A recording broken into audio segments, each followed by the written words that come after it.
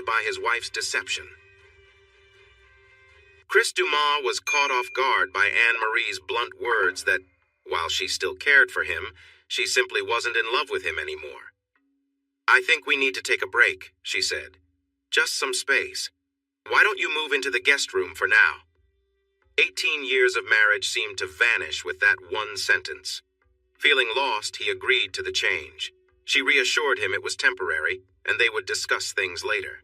As he packed, he overheard her laughing on the phone, talking about someone else. The thought stung. Not only was she not in love with him, but she had already found someone new. Upset, he packed his things and didn't just move to the guest room. Instead, he walked out of the house and slammed the door behind him. "I've told him before not to slam the door, but you know how men are. They never listen." Anne-Marie chuckled to her friend Vicky. "I wonder where he's going." Chris found a room at the Econo Lodge on Pinhook. He rented it for a week, collected the key, and entered the small, musty room where the smell of smoke lingered from the last guest. "Jim, hey, this is Chris," he said tiredly. "Chris Dumas from the DeGard office?" "I know who you are," Jim Miller, head of the legal department, replied with a laugh. "What's up?" Chris wondered why he had left. He had always been the one providing for their family. It was his house. She had never contributed to the mortgage. Still, he didn't like the large house they shared. With just 3 people living there, one bedroom always went unused. Anne-Marie stored her things in both that room and the guest room. They had a guest room, but he couldn't remember the last time anyone stayed over. Anne-Marie had wanted the house, and so they bought it.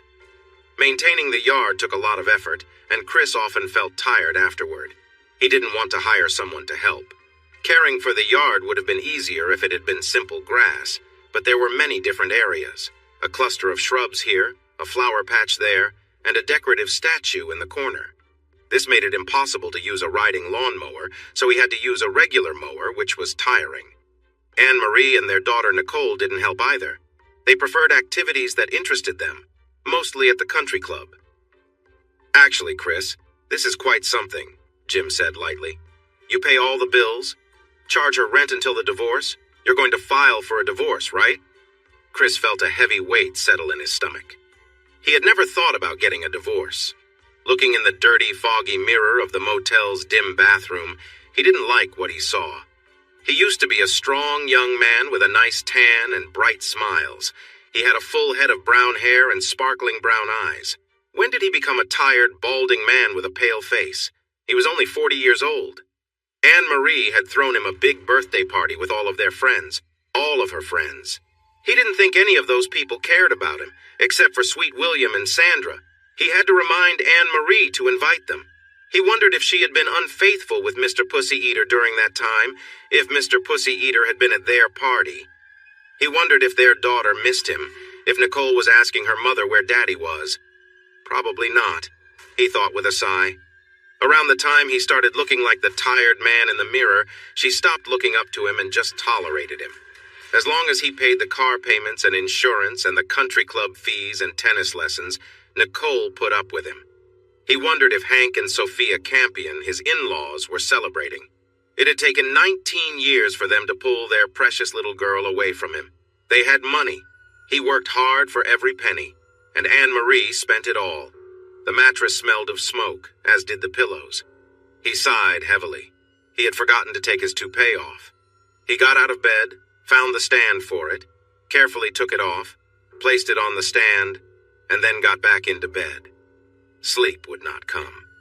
He lay there imagining his beautiful wife with another man. He pictured her being intimate with someone else, something she had been good at before Mikey passed away. When Mikey didn't wake up that morning, it marked the start of his troubles. Anne-Marie was heartbroken when the baby didn't respond to her cries. 4-year-old Nicole stood in the doorway and cried over the loss of her baby brother. After that, they rarely connected in the same way, and Anne-Marie insisted on protection, afraid of getting pregnant again and losing another baby to SIDS. "That's when it happened," he said aloud. "That's when I got lost." He glanced at the bedside clock. 10:41. "But it changes now," he resolved. "At 10:41, I'm going to change my life." She rolled over slowly. Last night was the first time in years she had slept alone, and it felt wonderful. She had never noticed before how loudly Chris snored, how much he tossed and turned, and how rude he could be while they slept. "Where's Daddy?" Nicole asked with a frown at the breakfast table. "He's at work. Why?" Anne-Marie replied. "'Cause," Nicole stomped her foot, "I need to pay Cindy." Cindy was Nicole's tennis coach. "Well, call him at the office. I'm sure he just forgot," Anne-Marie said casually. "Oops, Mama's got an appointment. I'm running late." Waking up wasn't that hard for him. He hadn't really slept. Taking a shower in the motel's bathroom felt like a chore. The water was lukewarm and barely trickled from the rusty faucet. The cheap toiletries provided by the motel didn't help, leaving him feeling like he could use another shower. The old iron in the room didn't seem reliable, so he chose a shirt that looked decent enough and got dressed for the day ahead. Jim had told him what needed to be done, and that was going to get his full attention today. Tom Sampo. Just hearing the name sounded strong and confident. Anne-Marie smiled as Tom hit the ball straight down the fairway, over 270 yards. That's how they met. Her parents, Daddy and Mama, had wanted to play 18 holes of golf, but a group of 3 wasn't as fun. Mr. Trapani, Daddy's friend, had called last minute to say he couldn't make it. "I'd be happy to join y'all," Tom had said with a smile, shaking Hank's hand. Tom Sampo. The men shared a golf cart, but Tom still found little ways to connect with Anne-Marie when they were standing around. At first, she thought it was accidental, but his playful smile made her blush. At the clubhouse later, his touches were still light and seemingly innocent, nothing too forward. "So, Tom, you're in investments?" Hank asked as they enjoyed their drinks. "Yes, it's smarter to have your money work for you rather than working hard for it," Tom replied, launching into a detailed explanation of his ventures. "Hope I see a lot more of you," he whispered in her ear as they were about to leave. The next time she saw him at the country club, he wasted no time. Before long, she found herself in his Mercedes, driving to his house in Church Point. She was impressed by the elegance of his home, which was over 200 years old, and even more by the fine, classic furnishings upstairs. Tom made her feel special, and their connection grew stronger each time they were together. "It's been a while since I was with Chris, but you never really forget." She felt a bit guilty when she saw Nicole's car at the club, but that feeling faded away when Tom whispered sweet words in her ear. Most of the men at the West Bayou Country Club respected her marriage and kept their distance. Others held back because she was Hank Campion's daughter. When she asked Tom about it, he just shrugged and gave his charming smile. "I saw something I liked," he said. "When I see something I want, I go for it and don't stop until I get it." Again, she felt a twinge of guilt as she glanced at her tired husband across the dinner table. She had never cheated on him before. Sure, she had felt tempted, but she never acted on it. That guilt eased a little as she listened to her husband complain about his tough job, the bills, and how the yard needed more care. Chris smiled tiredly as Sandra dropped off another cup of coffee. "Too much coffee isn't good for you," she murmured. "How would you know? You don't have one," he joked, using his usual reply. "I did before my operation," she teased and left. Chris took a few more moments to finish canceling the last of his credit cards. "It's rough, but since you're the only one working, she still gets half of everything," Jim had said. The country club hesitated until Chris reminded them who his father-in-law was, Hank Campion. Then they agreed to refund the rest of his dues. "That little troublemaker," Hank fumed when Tim Vallot, the country club president, called to inform him about the cancellation. "I'm sure Mrs. Dumas and Nicole will want to keep their memberships," Tim suggested. "Yeah, just call Anne-Marie," Hank replied. Anne-Marie was embarrassed when the manager called her cell phone right in front of Tom. The waitress served their drinks, and Tom smiled at her, signing the bill. "Sweetheart, I just need to call him to sort something out," she said casually, and pressed Chris's office on speed dial. "Did you really cancel our membership?" she whispered, turning slightly away from Tom. "Didn't see a point in keeping it," he said casually. "I don't use it, so why should I pay? If you want to use it, you pay for it or ask your dad to." "But what about Nicole?" she asked, barely containing her frustration. "Hey, you know what? She's a student. She can use your membership." "You will regret this," she said into the phone, even more upset when he laughed and hung up. Sandra peeked into the office when she heard Chris sobbing. Softly, she walked in and placed her hand on his trembling shoulder, embracing him as he held onto her waist and cried. "Hey, is everything okay?" Tom asked, noticing the worried look on Anne-Marie's face at the registration table. "I'm sorry, Mrs. Dumas," the older woman replied politely as her American Express card was declined. "I don't get it," Anne-Marie said, confused. "Just put her and your daughter Nicole on my application," Tom generously offered. "Wait, I also need to pay Cindy," Anne-Marie said, realizing the extra cost. "Can I write you a check for her fees?" "Yes, ma'am," the older woman replied cautiously, "but there will be a $35 fee for any bounced checks." "We have enough money in the account," Anne-Marie said tightly.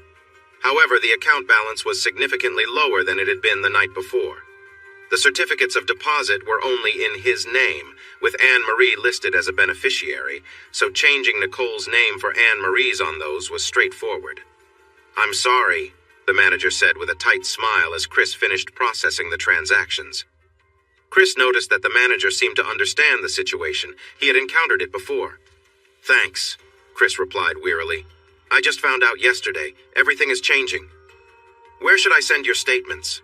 the manager asked. "Are you still living at?" Chris provided his office address and felt thankful. He hadn't considered that and wondered what other details he would need to manage. "You're quite the troublemaker," Anne-Marie teased as Tom playfully teased her. "Just wait until I make things even more interesting," Tom replied with a grin. "Not a chance!" Anne-Marie laughed. "You can't do that." Tom playfully shifted his attention, complimenting her as he teasingly tried to get closer. She playfully squealed as they shared a kiss. "Yes, I'll make it exciting for both of us," Tom promised as the moment became more intense. Anne-Marie hesitated for a moment, realizing she hadn't prepared for any consequences, but then laughed through the tension, thinking it would be surprising for Chris if things changed. "You don't look so good, boss," Sweet William said, poking his head into Chris's office. "I mean more than you usually do." "Yeah, well, I found out my marriage is over," Chris said. Sweet William was a big man, standing 6'8" and weighing close to 340 pounds. He looked tough, but he was really a kind and loyal friend. "Oh, man, are you serious?" Sweet William asked. "I'm really sorry to hear that. Anne-Marie was such a nice person." "Yeah, well, she found someone else to be nice with," Chris replied. "Want me to talk to him?" Sweet William offered. "As tempting as that sounds, no, I'm just going to let the lawyers handle it," Chris shrugged. "So, are you going to hit the clubs?" Sweet William smiled, trying to lighten the mood. "Yeah, you think the ladies will be all over me?" Chris joked. Sweet William laughed. "Man, don't try to talk like that. You're not really like that," he chuckled. "But I can picture the ladies showing interest. When you get rid of that hairpiece, no one is going to be fooled. Oh, and get some new clothes. The ones you have on look like they belong in a thrift store." "What?" Chris said, surprised. "Get rid of the hairpiece. Get some better clothes." "I sometimes forget I need to explain things to you," Sweet William said. "Wait, what's wrong with my clothes?"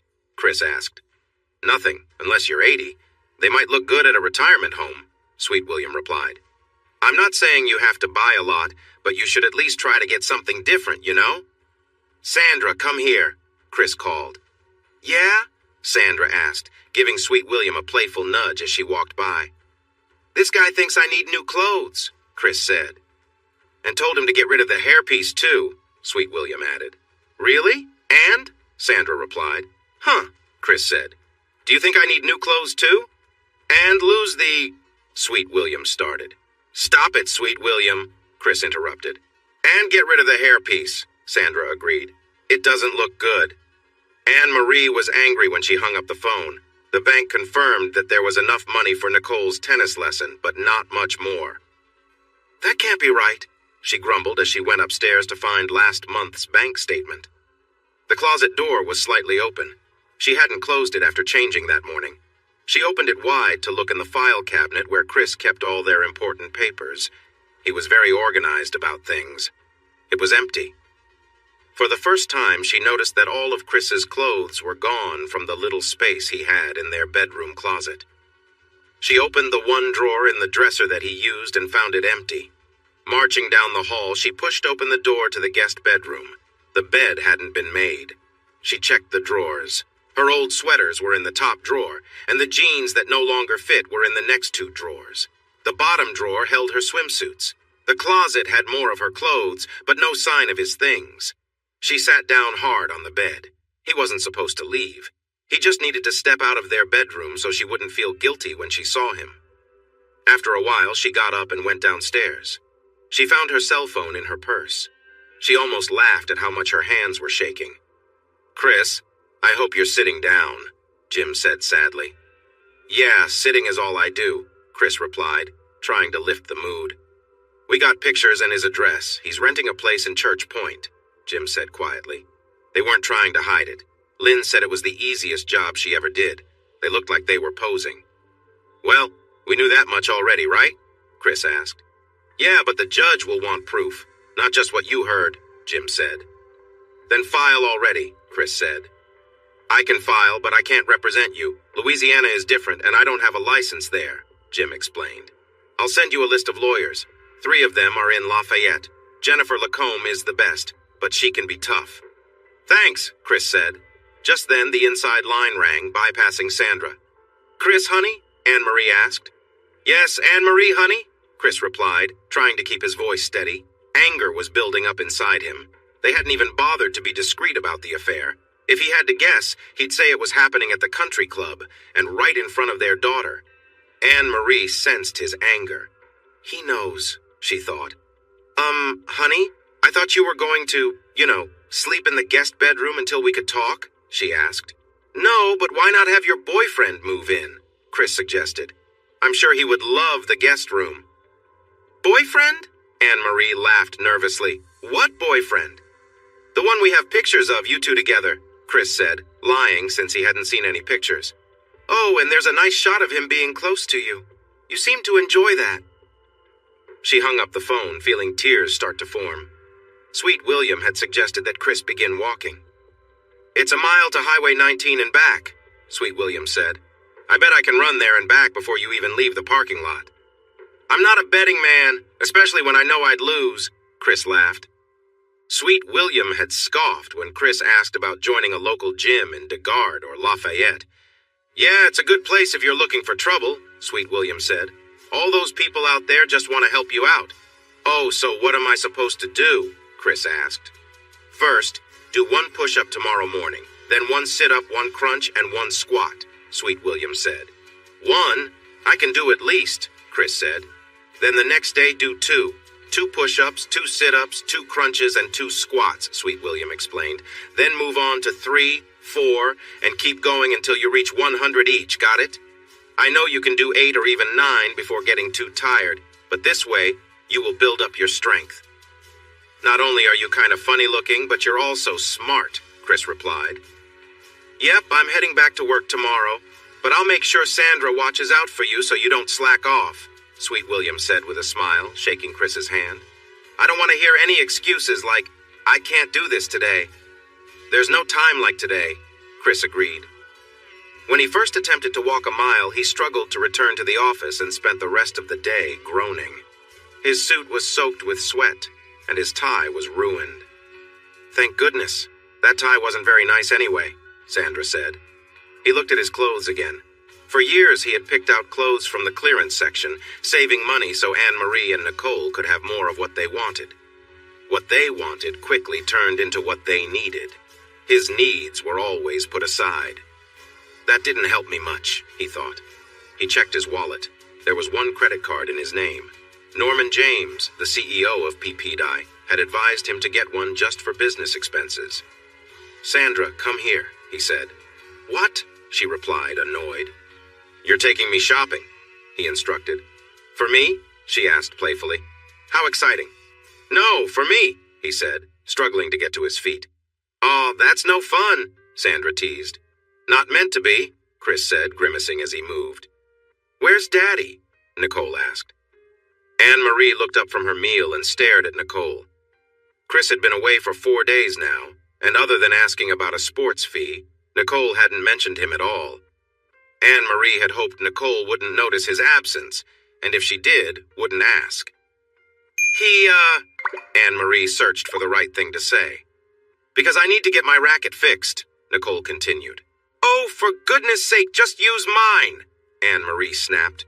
She was relieved that Nicole didn't seem to care where her father was, only where his wallet was, and felt frustrated that the girl didn't seem to care about his absence. Yeah, right, Mom. Yours is even worse than mine, Nicole scoffed. Anyway, I already took it to Red's. They're working on it now. Fine, I'll call Daddy, Anne-Marie sighed. Why? He'll be home soon, right? Nicole asked, glancing at the clock. Jambalaya's his favorite, right? Anne-Marie glanced down at the plate. Jambalaya was Chris's favorite, though she hadn't thought of that when she started making it.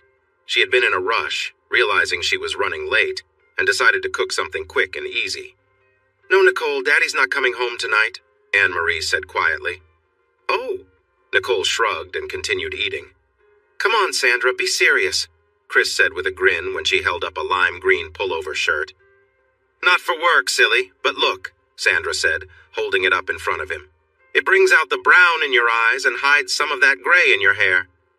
Your wife's right, the salesperson chimed in with a smile. She's not my... Chris began, but Sandra kept going. And you can wear this with jeans or khakis. What do you wear when you're not at work? Sandra asked, teasing him. Jeans, I guess, Chris replied with a shrug. Not the cheap ones that don't fit, right? Sandra said, giving him a playful look. Well, Chris mumbled. Here, and I bet this red one would look good too, Sandra added, piling more clothes onto the ones Chris was already holding. She turned to the salesperson. He needs a couple of suits. You help him with that, and I'll get him some casual stuff. Yes, ma'am, the salesperson said with a wide smile. What kind of work do you do?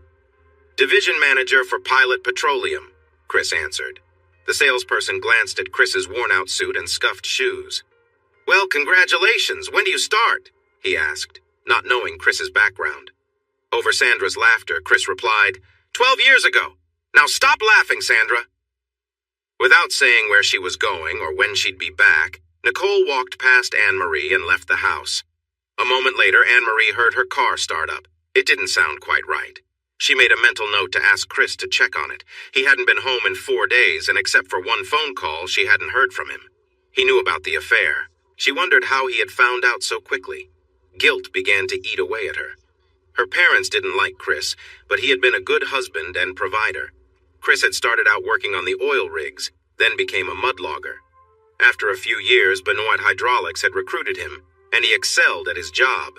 When Norman James launched Pilot Petroleum Exploration and Development, he immediately offered Chris the position of division manager, even though Chris didn't have a college degree. Norman's instincts about Chris had been right. Chris worked long hours and ran a tight ship. Many of his crew didn't mind the hard work because they knew Chris had been where they were. He had started from the bottom, and they respected that. Anne-Marie picked up her phone. Tom continued driving down the road, his mind elsewhere, thinking about the day's events. Sweat dripped down her face even with the air conditioning running full blast. Please, she whispered, aware that her struggle intrigued him. Please what? He teased, as she felt her muscles tighten around him. Please, I want you to come closer, she said softly. He started to move, and she let out a small noise of discomfort. When he playfully nibbled her shoulder, she gasped in response. Great, he muttered as his phone rang. Don't answer it, she pleaded, but he was already pulling away. Hey there, thinking about you? Anne-Marie's voice spoke from the phone. Of course, he replied, lying as he brushed his hand over his face. I was thinking I might come visit, maybe stay the night. What do you think? Anne-Marie asked. I'd love that, but the power's out, Tom said with a smile as Cindy knelt down beside him. No power means no air conditioning. You can imagine how hot it is here. Oh, really? Anne-Marie said, then made a sudden choice. You should come to me. I'll be there in 10 or maybe 30, he replied. You're quite the charmer, you know that? Cindy said as she stood up. What? He asked, watching her grab her things. You weren't planning to stay, were you? He continued. No, she admitted. By the way, I like how you look, he said as he leaned in for a quick kiss. Did it for you? She said lightly. What does your husband think? He asked curiously. He loves it, Cindy replied. And remember, you have a lesson at 10 and I prefer my students to be on time. Should I work on my backhand or my serve? Tom asked as he walked toward the bathroom. He looked in the mirror and carefully took off his wig. Chris disliked how he looked without it and almost put it back on. Gathering his courage, he opened the door. "Nice, very nice," Sandra said encouragingly. "That shirt looks great on you, and it's refreshing to see you without that wig." She drove him to a nearby hair salon run by Walter, a stylist with a cheerful demeanor. "You know, how about we try a buzz cut? Maybe with a number 3 guard," Walter suggested. "We won't be going for anything fancy, right?" "Just keep it even all over?" Sandra asked. "Exactly. No need for fancy styles," Walter smiled, leading Chris to the sink for a thorough wash. "By the way, love your shirt. Where did you find it?" If Nicole heard any noises from her parents' room, she didn't show it. She didn't comment on the unfamiliar man at the table enjoying pancakes. She merely nodded when Anne-Marie introduced them. "She'll be graduating in a few months," Anne-Marie said with pride. "Wow, really?" Tom responded with a bright smile. "College, right?" Nicole looked at him for a while, then continued eating. "High school," Anne-Marie answered for her daughter. "Are you going to college?" Tom asked. "Yeah," Nicole replied, not looking up. "The best choice I made was to take a year off between high school and college," Tom said. "I traveled from Florida to Canada, then across to the West Coast and spent some time in California." "Uh-huh," Nicole said as she finished her breakfast. "Don't share that stuff with her," Anne-Marie whispered sharply when Nicole left the kitchen. "Why not?" he asked, fiddling with the tie of her robe. "I learned a lot more than I would have from just reading." "Just stop," Anne-Marie insisted.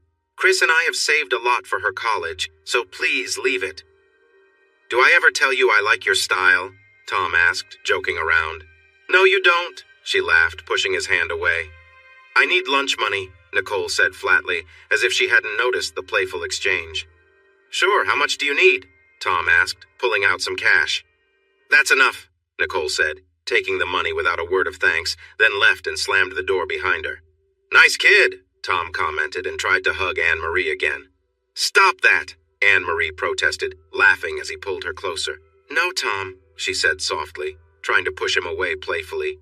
"Oh, sorry, I'm looking for Chris Dumas." "You might have seen him, little white guy, not very fashionable, with a messy haircut," Sweet William said as he walked into Chris's office. "Hey, Sweet William, what do you want?" Chris grinned. "Oh no, I see someone is trying to dress better," Sweet William said, reaching out for a handshake. "I can't believe I'm saying this, but you're right," Chris chuckled, shaking hands with the larger man.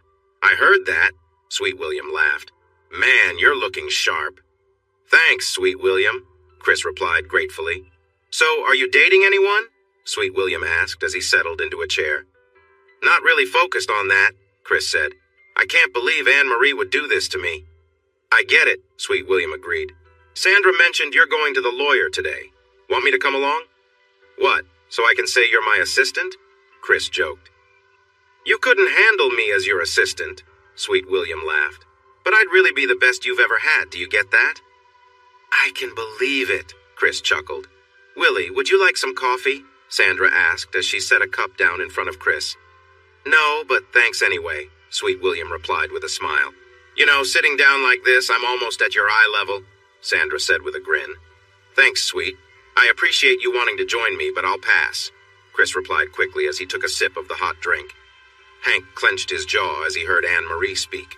He had wished for this day for a long time, but instead of feeling proud, he felt frustrated. Rather than just leaving quietly, Chris was being difficult. Chris even had the nerve to ask for rent.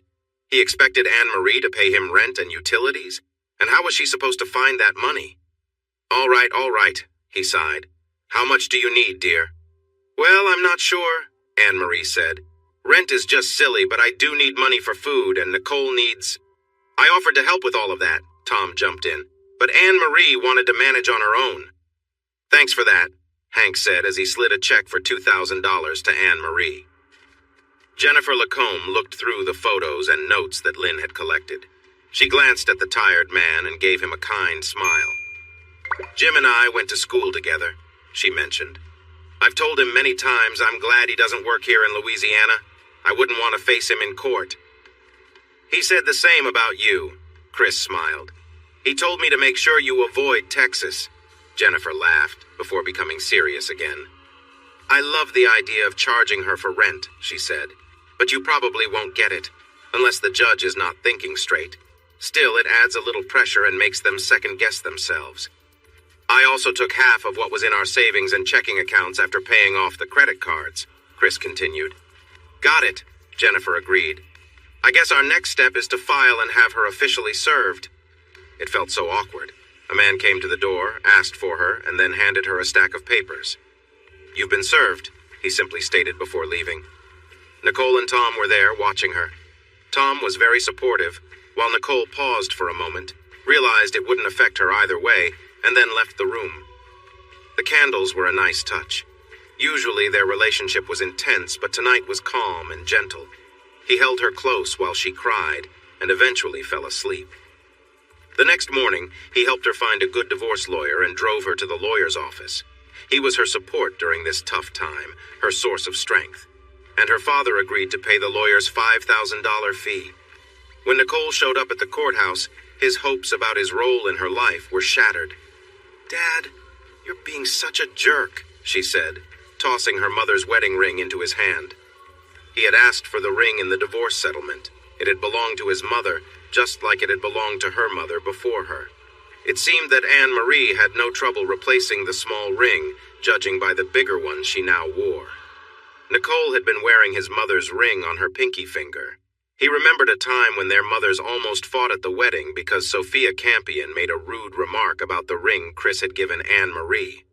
To others, that ring might not hold any value, but it meant a great deal to Chris. It was a piece of his family's history. He had lost almost his entire family in Hurricane Andrew in 1992, including his parents. He missed them deeply, but felt a strange relief that they didn't have to see how spoiled and selfish their granddaughter had grown. When he didn't receive an invitation to her high school graduation or party, it felt like ice was building up around his heart. When his card was returned with a note saying, "You can't buy my love," the ice turned solid. Watching her flirt with Tom Sampo, giving him those starry-eyed looks and then calling out, "Dad, you're being such a jerk," made the ice even harder. Chris didn't feel happy or sad when he heard the news. He just didn't care. He wasn't moved by the photos of Anne Marie and Tom Sampo's wedding in the Daily Advertiser. Again, he just didn't care. The fact that Hank had rented the country club for the wedding and spent $8,000 on a baby blue dress meant nothing to him. He flipped through the rest of the headlines and then read about a new coach for the University of Louisiana at Lafayette. He might actually win a game or two, he said to himself. So when Sandra told him that Tom Sampo had vanished with all of Anne Marie's money and her parents' money, along with a good chunk of Frank Trapani's money, he still didn't care. Hearing that Anne Marie had taken out a second mortgage on the house he disliked and was at risk of losing it didn't affect him either. When he found out that Anne Marie's car and Nicole's car had been taken back because Tom hadn't made any payments on them, he just shrugged. It felt to him like hearing someone say they had stepped on a couple of bugs. It didn't matter at all to him. The fact that Tom had left Anne Marie when she was 8 months pregnant didn't even make him feel any happiness. "Huh," was all he said before going back to looking at the documents that Justin James had sent him. "I'm sorry, sir," the gate attendant said with a nervous smile. "This ticket is not valid." "I'll go to the counter to fix this." Tom smiled at Cindy and gave her a playful pat. "I'll be right back." "Please hurry," she said. "They board in 10 minutes. "Don't worry," he said with a smile as he walked away. "Idiot," he chuckled to himself as he went to Gate 12C to catch his flight to France. Tom didn't think about the tennis instructor or the baby she was expecting as he settled into the comfortable seat in first class. He didn't think about Anne Marie or her daughter Nicole, even though he had told the 18-year-old girl that he married her mother just to be near her.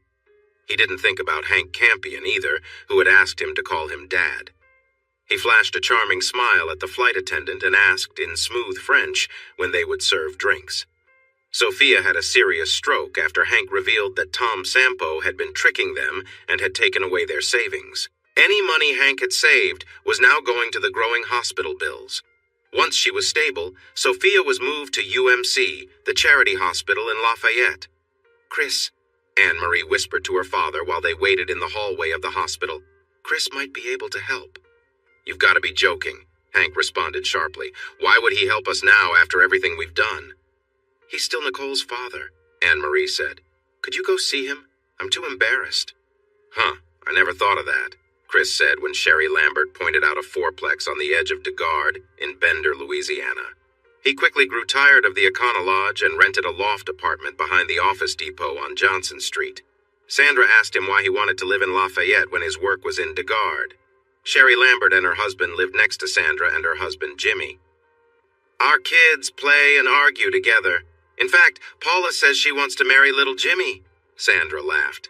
Anyway, Sherry is trying to become a real estate agent. Chris instructed her to choose a job and stick to it, but he couldn't provide guidance, so he suggested she give him a call. An overweight woman entered Chris's office, took a seat, and asked him what he needed. My needs are pretty simple, he said, glancing as she shifted in her chair. Despite carrying nearly 100 extra pounds, Sherry Lambert was a charming woman. He offered her an encouraging smile, and she responded with a playful grin. I have a feeling we will work well together, she said confidently. The first house they visited was vacant. Scanduro Realtors had marked it for sale. 2 bedrooms and 2 full bathrooms, Sherry pointed out. It has a gas stove in the kitchen. A comment from Anne-Marie had shocked him and made him realize his wife was unfaithful. That pushed him to grab the phone book and look up escort services. Camille arrived 2 hours later and knocked on the door of the motel room. What are you looking for? She asked sweetly while adjusting her shirt. I want to learn how to please a woman properly, he admitted without hesitation. Camille was taken aback. Most of her clients had different interests. Okay, she replied, then explained her different services and what they cost. So, $200 for that? Chris inquired. Yes, but I can do something special for you, Camille offered. No, not really, Chris said. How about $100? She suggested, trying to make a deal. Chris shook his head, insisting he wanted to learn. I want to do this right. I won't learn if you act like I am, he explained, a bit frustrated. Got it, Camille acknowledged. She spent the next couple of hours showing him how to please her. You want to practice? Try using a lifesaver and put your tongue into the little hole, she advised before taking her payment. The following night, Chris called another service and they sent a woman named Tony. Are you serious? She asked, looking skeptical when Chris explained he wanted to learn how to please her correctly. Thanks to Camille's guidance, Tony left his motel room smiling. Yeah, I enjoy this, Chris said, feeling confident. Chris and Sherry were having a conversation while they checked out an apartment. Sherry mentioned her husband with a laugh, but the focus soon shifted back to their current task, looking at the space Chris was interested in.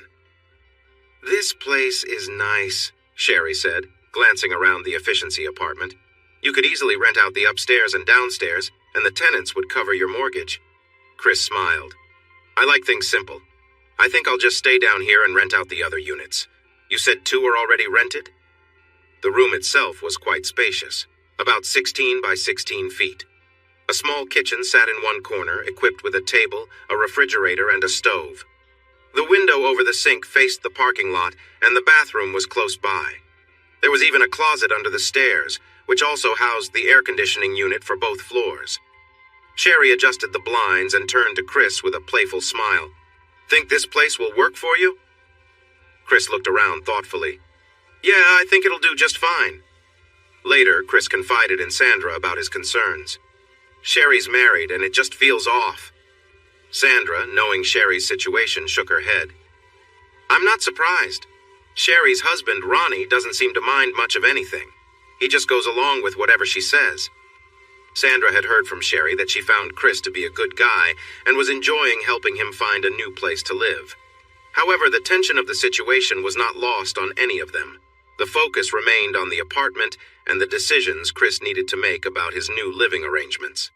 Despite the distractions, his main priority was securing a comfortable home for himself while navigating the complexities of the relationships around him. I didn't know you could do something like that so well. You should spend more time doing it in a different way. Come on, that's not true, Chris laughed. I actually hope I end up pregnant. It's about time Ronnie helped more around the house, Sherry giggled when Chris asked her about being careful. Don't get comfy, you're not sticking around, Chris said when Hank Campion walked into his office. Well, listen, Chris, Hank stammered. It was hard for him to come face to face with someone he had disliked for so long, and Chris's blunt words caught him off guard. What do you want, Hank? Chris sighed and glanced at the ledger on his screen. Well, you know Sophia had a stroke and is stuck in bed, Hank said, hesitating. Chris's steady gaze made Hank feel even more uncomfortable. And? Chris asked after a long pause. And we've hit a rough patch. She's at the UMC, and you know Sophia would prefer anything over being there, Hank said nervously. Chris sighed again. Hank, I hope you aren't here to ask for money, Chris replied, looking back at the screen. Remember? Anne-Marie already took half. Yeah, well, she and Nicole, Hank mumbled. That's not my issue, Chris said, typing away. They're both grown up. I don't know why I even came here, Hank said angrily. Neither do I, Chris agreed. I was nothing to you when I was with your daughter, and I'd bet if I had asked you for anything, you'd have laughed me off. Hank muttered insults as he left Chris's office. Chris wondered if Hank had started drinking again. He seemed a bit off. Chris shrugged and finished his work, saved it, then started to loosen his tie. Is that your father-in-law? Sandra asked from the doorway as Chris got ready for his noon jog. No, he's nobody important, Chris replied, stretching. Sandra watched, somewhat amused. He had really lost weight and toned up well. Even with the bulky outfit, she noticed his strong arms and chest. His stomach had slimmed down, too. Playfully, she gave him a light tap as he walked by. He surprised her by playfully tapping her back. By the way, Sherry sends her regards, Sandra said. Really? How is she doing with insurance, right? Chris smiled as he reached the reception area door. Yeah, I think she might actually do pretty well with it, Sandra agreed as she settled back at the front desk. That's great. Tell her I said hi, Chris replied as he opened the door, bracing himself against the cold February wind. Sophia passed away that afternoon, as if aware she was causing trouble for her husband, daughter, and granddaughter. I hope you're happy now, Hank cried over the phone. Sophia died this afternoon. To be happy, Hank, I'd need to care about her, Chris said flatly. But thanks for letting me know. Hank was shocked by Chris's cold response. Anne-Marie was taken aback when Hank finally managed to repeat what Chris had said. That doesn't sound like him at all, she gasped. Are you sure that's what he said? Her mother's death felt like just another loss. When she fell in love with Tom, she believed they were building a beautiful life together. Chris had been a good husband and provider, but things had become less exciting lately. She managed to trade her old Lincoln Continental for a lovely Lexus. Tom took care of all the paperwork while she and Nicole browsed for a smaller car for Nicole. In the divorce agreement, she chose to keep the house to leave Chris's retirement savings untouched. Jewelry, fancy watches, and designer clothes were handled by Tom. Then there was the 2-week cruise. He even brought her parents and Nicole along, and everyone was excited to hear about the new baby. She watched as Tim Villot entered the dining room and looked around at the guests. He was rather short, and she always found him a bit amusing. When his eyes landed on her, he waddled over, his face tight with concern. I am truly sorry, Mrs. Sampo, he whispered. But why? She stammered, confused. This was her home. She had grown up here. How could this man who worked for her father say she had to leave, that she was no longer welcome at the West Bayou Country Club? Cindy's earlier message about canceling Nicole's lessons started to make more sense. Cindy had seemed flustered while saying she was canceling Nicole's lessons, not just one lesson. Tom didn't answer his cell phone, and when she called his office, there was just a mechanical message saying it was temporarily out of service or disconnected. Then her cell phone rang and she felt relief. Tom could help her fix this, but instead, it was Nicole. She was upset with Nicole. She had chosen to take Tom's advice and live a little before heading to college. So far, Nicole thought her idea of living life was to lounge around the house all day in very short or tight clothes and pose in front of her new stepfather. My car is gone, Nicole cried out. What? Anne-Marie yelled back. Are you sure? Where are you? What happened? I went in to buy some new shoes. Mine were looking bad. When I came back, it was gone. Nicole was now in tears. Then why are you calling me? Call the police, Anne-Marie shouted into the phone. Don't yell at me, Nicole cried even more. Anne-Marie found out where Nicole was, told her to call the police, and said she would be there as soon as possible. Come on, Tom, please answer, Anne-Marie whispered into the phone. But again, she got his annoying voicemail. When the police arrived, Anne-Marie frowned. Nicole was wearing the shorts she had asked the girl to throw away. They were inappropriate. The police officer was trying not to stare, as Nicole's top was too small, too. "Yes, ma'am. It seems Giles took it back," another officer said. "Took it back? What?" Anne-Marie gasped in disbelief. "Are you sure?" "Yes, ma'am. We checked the vehicle identification number, and that's when they told us it was on their lot," Officer Ray Holloway explained. "This is absurd," Anne-Marie said, pulling Nicole into the car. "Nicole, why are you dressed like that?" Anne-Marie said sharply as they drove to the car lot. "What?" Nicole shouted back. "I was just going to get shoes. I didn't think I needed to dress up." "Thank you, Mrs. Sampo. I see you got my message." John Hargroder smiled as Anne-Marie rushed into the sales office, Nicole following her. "Thank you for bringing your car in. I hope you took your things out of it?" Anne-Marie had to sit down. John was polite to both of them, but showed no sympathy. A quick look at her bank account revealed she didn't have enough to pay the back rent. "But that can't be," Anne-Marie said, looking pale. "We just did a second mortgage, and this is absurd. Let me talk to someone." The manager was very sorry, but there was nothing he could do. Tom Sampo and his wife had closed all accounts that very morning. "His wife?" Anne-Marie exclaimed over the phone. "But I'm his wife." "I'm really sorry, ma'am, but I can't help you," the manager replied. "The accounts were only in his name or yours, if they were both in your name." As a last option, she paused for a moment and remembered that Nicole didn't seem to have any plans to use her college fund. She and Chris had carefully planned and put almost every extra penny into the college fund. When Mikey was born, Chris had asked for a raise at work, and he put every bit of that extra money into a college fund for his child. After Mikey passed away, $200 from that fund was moved to Nicole's account. Now, that account had nearly $29,000 in it. Chris was very careful with money and often made sacrifices to ensure a secure future for his child. The manager showed understanding, but Nicole had taken that money out with Tom's help last month. Nicole felt small under her mother's anger. "So that's it," Anne-Marie said softly as she put down the phone.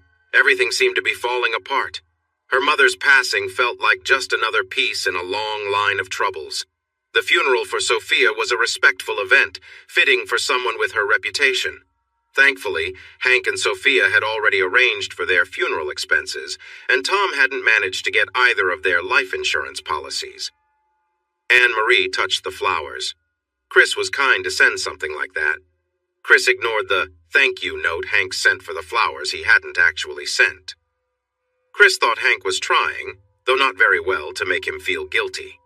He remembered the simple floral arrangement that Hank and Sophia had sent to his parents' funeral. Hank was wealthy and could have provided many beautiful flowers, but instead sent something very plain. Chris had held back his frustration and sent a thank you note. He didn't expect a reply, and none came. He tossed Hank's note into the trash and continued to go through the mail that Sandra had left on his desk. Nicole felt relieved. Her period had started. In the beginning, when she and Tom were together, he always used protection. "You know what?" he whispered to her. "I hope your mother finds out about us." She felt a thrill at the thought of her mom discovering them. But now she understood Tom didn't truly care for her or her mother. He had only used them. She tidied herself up and left the bathroom. Her mother looked tired and worn out. Anne-Marie glanced at Nicole as she entered the room and tried to smile. Then, suddenly, she gasped in pain. Father and daughter offered comfort to Anne-Marie as they drove to the hospital. UMC was the hospital where her mother had passed away. She had hoped to give birth at Women's and Children's Hospital, the same place where Nicole and Mikey arrived into the world, and Tom had promised to take her there. But when he left her, after his lies became clear, she decided to sell the jewelry he had given her. The 2.5-carat ring turned out to be just glass. The metal wasn't even real gold. She found out when she brought it to the jeweler who had provided the box it came in.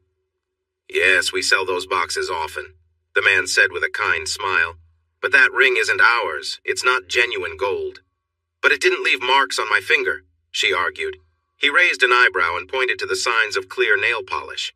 Sophia Marie Campion was a lovely little girl, weighing 6 pounds, 9 ounces. As she grew, she would inherit her father's charming smile. Chris waited in line at the after-hours registration at the University of Louisiana at DeGard. It was clear many were interested in learning to cook real Cajun meals. He already knew many basics, thanks to years of watching his mother cook. But there were some dishes he hadn't tasted since she passed away. Plus, it was a good chance to meet new people. It had been some time since Sherry had come by. She was facing some issues with her pregnancy, so she couldn't move around much. Considering the attention he was getting, finding someone else to spend time with wouldn't be hard. His eyes fell on another table that had no one at it. A poorly handwritten sign taped to the wall read, "Motorcycle Maintenance." As a kid, he had dreamed of owning a motorcycle. His cousin Terry had one, but Terry had been careless and lost his life in an accident while trying to outrun a truck. His parents used that chance to say no to a motorcycle for him. Later, marriage and being a parent prevented him from ever getting one, and the thought had faded away. While he was looking at the few brochures on the table, a young woman approached and sat down behind it. She wore fitted blue jeans tucked into boots and a leather vest. Chris noticed a gold chain that hung between her breasts, but didn't see any necklace. She grimaced at him as he glanced her way. "Unless you can do what my girlfriend can, you should leave, old man," she said sharply. "Do I need to do that to learn motorcycle maintenance?" Chris replied, unaffected by her attitude. "Oh no, I'm sorry. I'm just so used to older people trying to hit on me," she said quickly, trying to grab the sign-up sheet. "Well, maybe don't show off if you're not interested," Chris suggested, glancing at the brochure. "I can wear whatever I want," she shot back. "Sure, but it's easy to think there's a reason to notice if there's a big sign up," he replied. "Anyway, what kind of bike do you have?" she asked, remembering why they were talking. "I don't have one right now," he admitted. "It'll be tough to learn how to care for it if you don't have it yet," she teased. "But I'm looking," he said. "Oh, my husband has one he's trying to sell. Want to check it out?" she offered. The motorcycle started with a roar, and April smiled as he climbed on behind her. At 5 feet 2 inches, she just managed to hold the bike upright, but she did and kicked it into gear. "Be careful with your hands," she warned as he wrapped his arms around her. The motorcycle was a 1949 Indian Chief, full of power. Chris noticed a very heavy man rolling his wheelchair over to where they stood. "Now that's a piece of American history," the bearded man said, pointing to the motorcycle. "What's your price?" Chris asked. $15,000, the man replied, lovingly touching the handle of the throttle. "Does it run?" Chris asked. "Nope, but it has all the original parts. Well, except for the seat and the rubber," the man said, pointing to a box in the corner of the garage. $12,500 cash, Chris offered. "Okay, fine," the man said, then smiled sadly. "If I hadn't broken my neck, you'd have a harder time getting this bike no matter the price." "How did you break your neck?" Chris asked. "I was deer hunting and fell from the deer stand, landed on my head," the man explained. "Wow, that's tough," Chris said. The man looked at Chris, nodding in thanks for recognizing his situation. "Yeah, things happen," the man said and shrugged. "Thank goodness I have this lady looking after me." "Hey, stop calling me that," April replied, but her tone was light. "So what does your husband think of you and your girlfriend?" Chris asked when April led him back to his plain company car. "No girlfriend. I just say that to keep annoying guys away," she said honestly. "Right, so maybe I'm trying to weasel my way in?" Chris smiled as he unlocked his car door. "You can try," April said, eyeing him from head to toe. "Don't think you'll get far, but you can try. Class is at 7:30, Tuesdays and Thursdays until 9:30. Do you remember how to find my trailer?" "Yep," Chris said with a grin as he got into his car. "Thank you." Anne-Marie's cheerful voice came through the phone. "That was so nice of you." Chris was surprised when the office line rang. Very few people had that number. He answered the phone quickly because it could be important. "What is it?" he asked. "I don't get what you're saying." "The brush and comb set came in that nice silver box," Anne-Marie exclaimed. "Anne-Marie, I have no idea what you're talking about," Chris replied. "I would never send you anything. Please don't ever call me again. Got it?" He hung up before she could reply and looked toward the office door. "Sandra!" he called out. "Yes," she answered, standing in the doorway. "Did you send a brush and comb to Anne-Marie with my name on it?" Chris asked. Sandra saw the stern look on his face and realized she may have made a mistake, but she knew it was better to be honest with him. "Yes, I did. It was for her baby. I thought you'd want to do something nice for her. She was your wife for almost 19 years, Chris. Sandra said. Was my wife, Chris said, barely containing his anger. Sandra, don't ever do that again, do you understand? Yes, sir, Sandra replied softly, scared for the first time in her 13 years working with Chris Dumas. Nicole didn't look at her mother. Tears were common in their shared apartment. If Sophia wasn't crying for a bottle, needing a diaper change, or wanting to be held, Anne-Marie would be crying. Anne-Marie's tears often came from being tired. Sophia kept her up day and night and sometimes from feeling sorry for herself.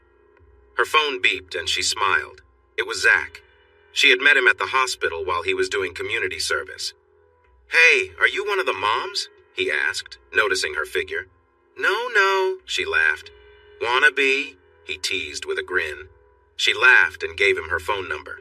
Can't you stay in just one night? Anne-Marie pleaded as Nicole quickly fixed her hair and headed for the door. Nicole didn't answer. She just shut the door behind her, not thinking about the baby who was finally sleeping. Luckily, the door didn't wake the sleeping infant. Chris and April worked on the motorcycle, boring out the piston chambers. After spending all day staring at a computer screen and looking at data, he enjoyed the practical work much more. April was the instructor, but Jimbo often gave the real instructions. April would run inside to ask him a question and then return to tell Chris what to do next. From time to time, Jimbo would squeeze into his small wheelchair and roll outside to watch the work on his favorite motorcycle. While it was being fixed, Chris was using Jimbo's Harley. No way I'm selling it. April keeps saying she wants it, Jimbo chuckled when Chris asked about buying it. Come on, Jimbo, that bike is bigger than she is, Chris laughed. Yeah, but she believes that someday she'll ride it herself, Jimbo replied. Come on, Jimbo, April said as she pointed to a part of the bike for Chris. Hey, old man, did you forget something? Oops, Chris said and tightened a bolt again. And stop calling me that. Okay, put gas in the tank and give it a try, April grinned. Chris held his breath as he positioned himself to kick-start it. He smiled wide when the engine coughed and then roared to life. Awesome, he shouted as he shifted into first gear. I think he's ready, don't you think, Jimbo? April said while she collected the tools. Yeah, Jimbo agreed with a hint of sadness as Chris slowly drove around the garage area. Tell him to come in. We'll have a little celebration. Zach and his band played their loud thrash metal music for a bit before Rudy's mother yelled at them to stop.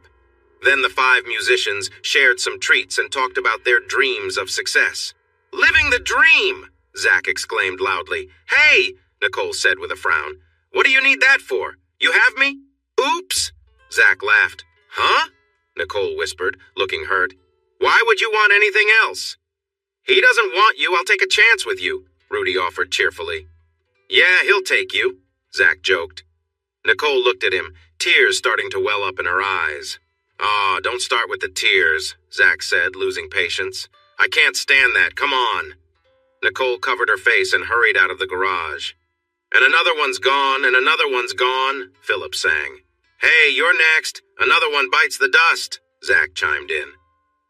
Forgetful of Rudy's mother's warning, they began singing loudly a silly version of a popular song.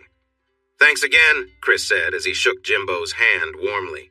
Uh-huh, I think April wants to see you, Jimbo mentioned. Chris looked around the messy living room but didn't see her. He peeked into the equally cluttered kitchen. I think she's outside, Jimbo said softly as he slowly wheeled himself toward the doorway. She smiled when he came near his motorcycle. Jimbo said you wanted to see me, he said. No, just wanted a ride, she said with a smile. Chris and April were talking as they prepared to leave. April hopped on the back of the bike, holding on tightly to Chris. Where are we going? Chris asked. Your place, April replied. Chris suddenly stopped the engine, surprising her. What's going on? April asked.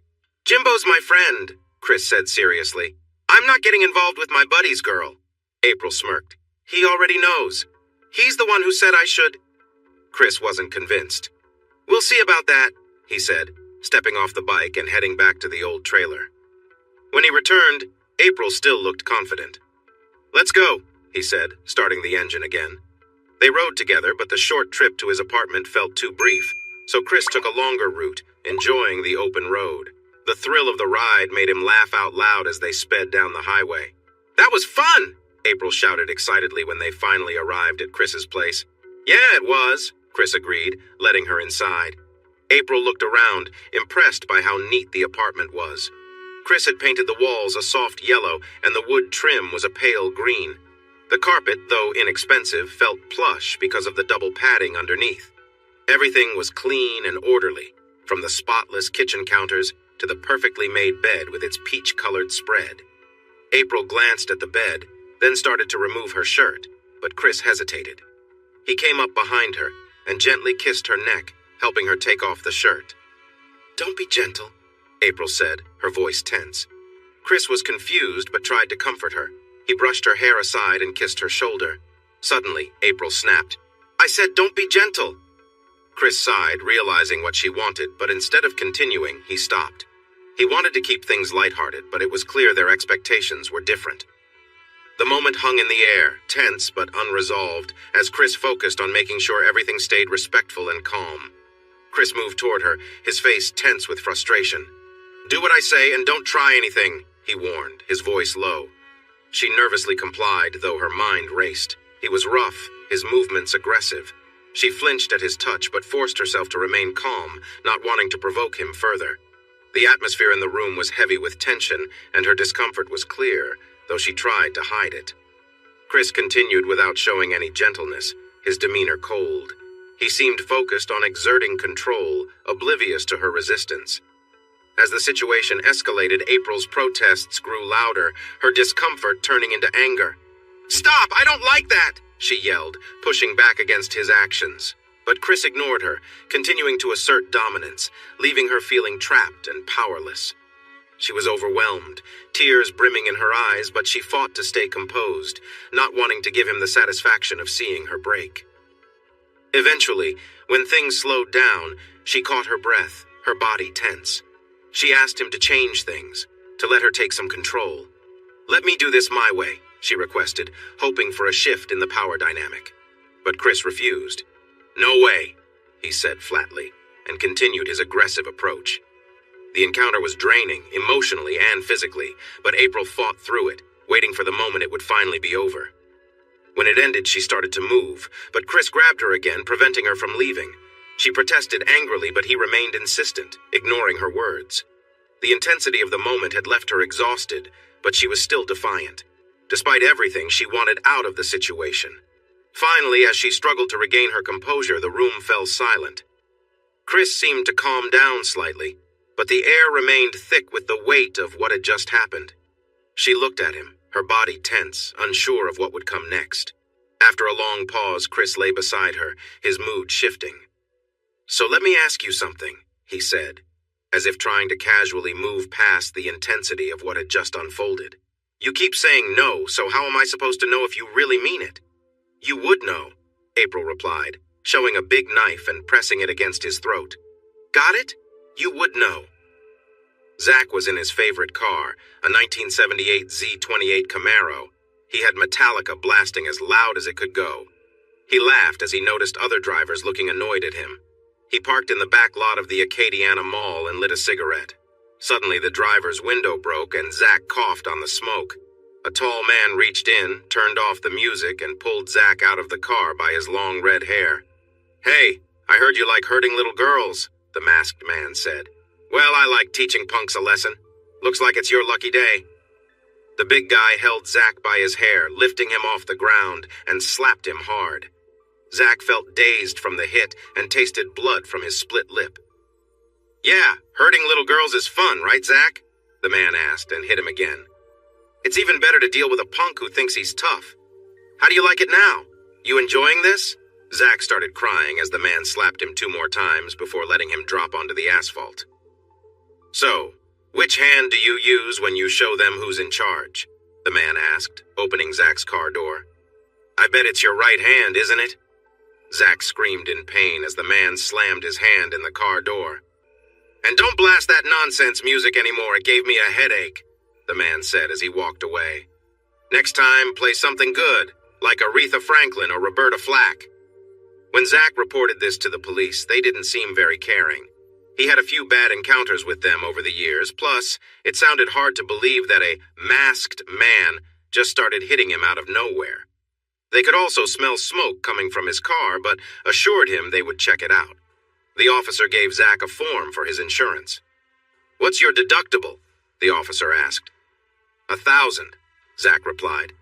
"Why? I'm legal, man." "Then I wouldn't call them if I were you," the officer suggested. "That window won't cost $1,000 and they'll just raise your insurance." "Ugh, come on!" Zach shouted, slamming his hand on the roof of the car.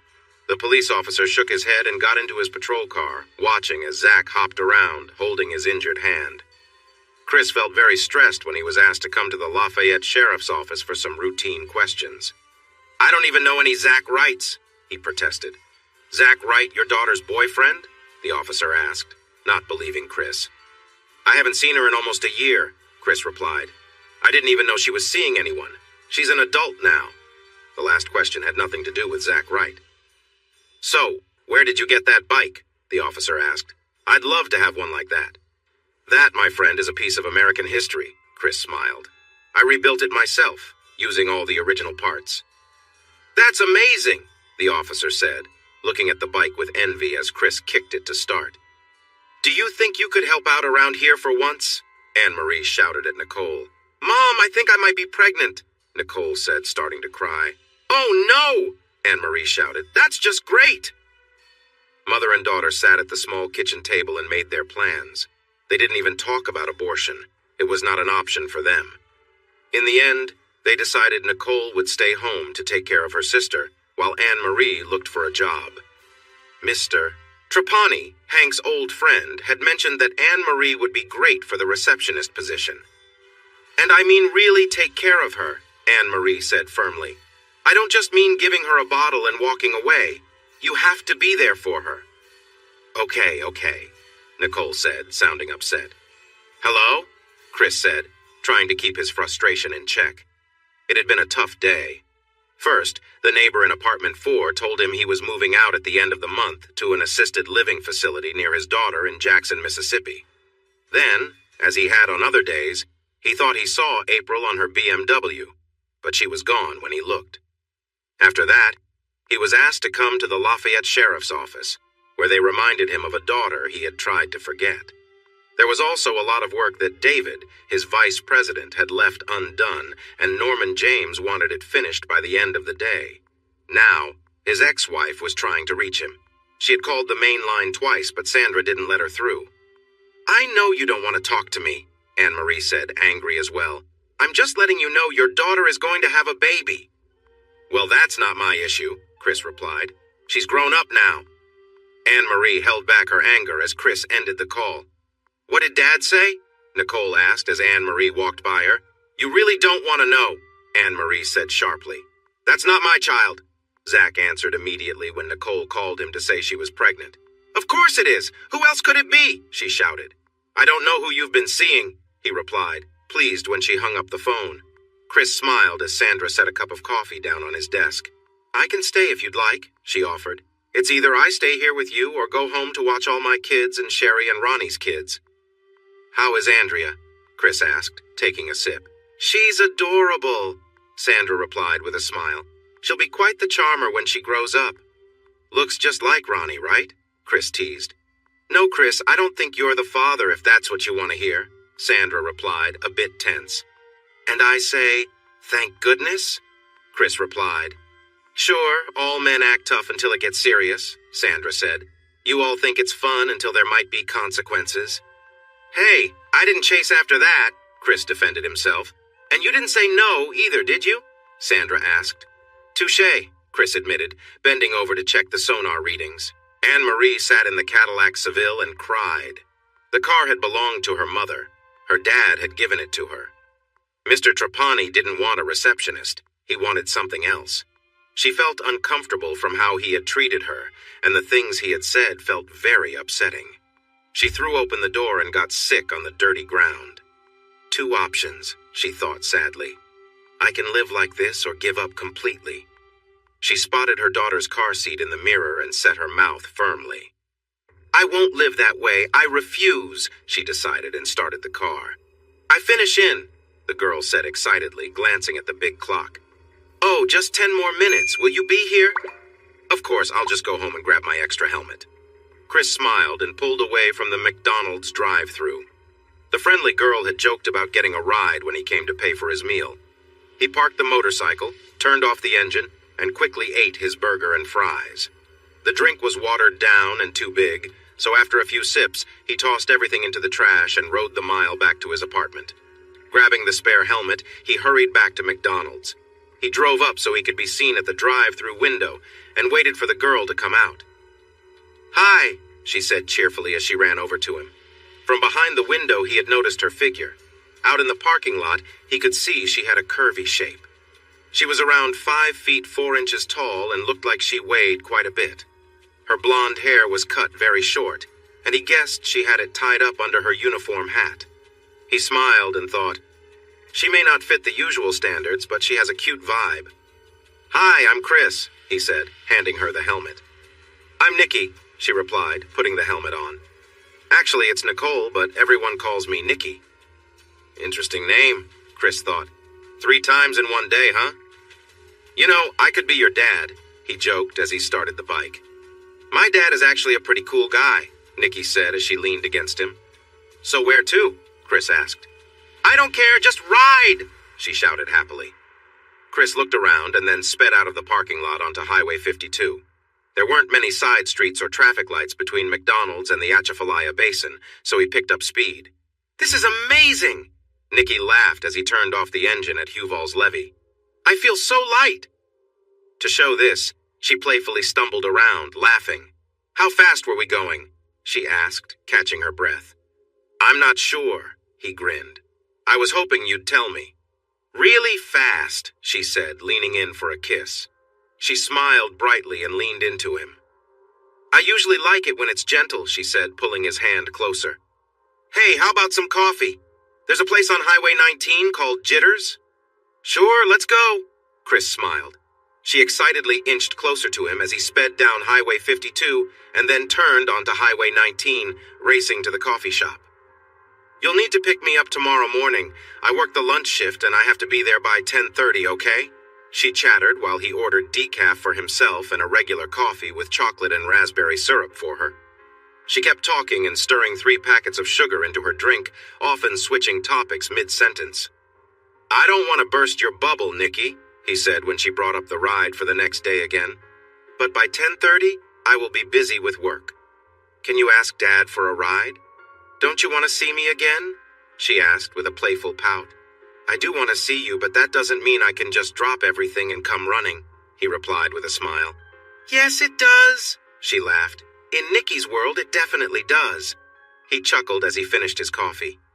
Nikki and her father lived just down the street from Jimbo's trailer, and Chris thought about stopping by to say hello, but he knew it was really to see April again. "Come in and meet my dad," Nikki said excitedly. As Chris headed up the steps to the door of their old house, he felt a bit nervous. He wondered how he would feel if his own daughter brought home a much older man. Her father, Harold, was polite, but didn't seem overly friendly toward Chris.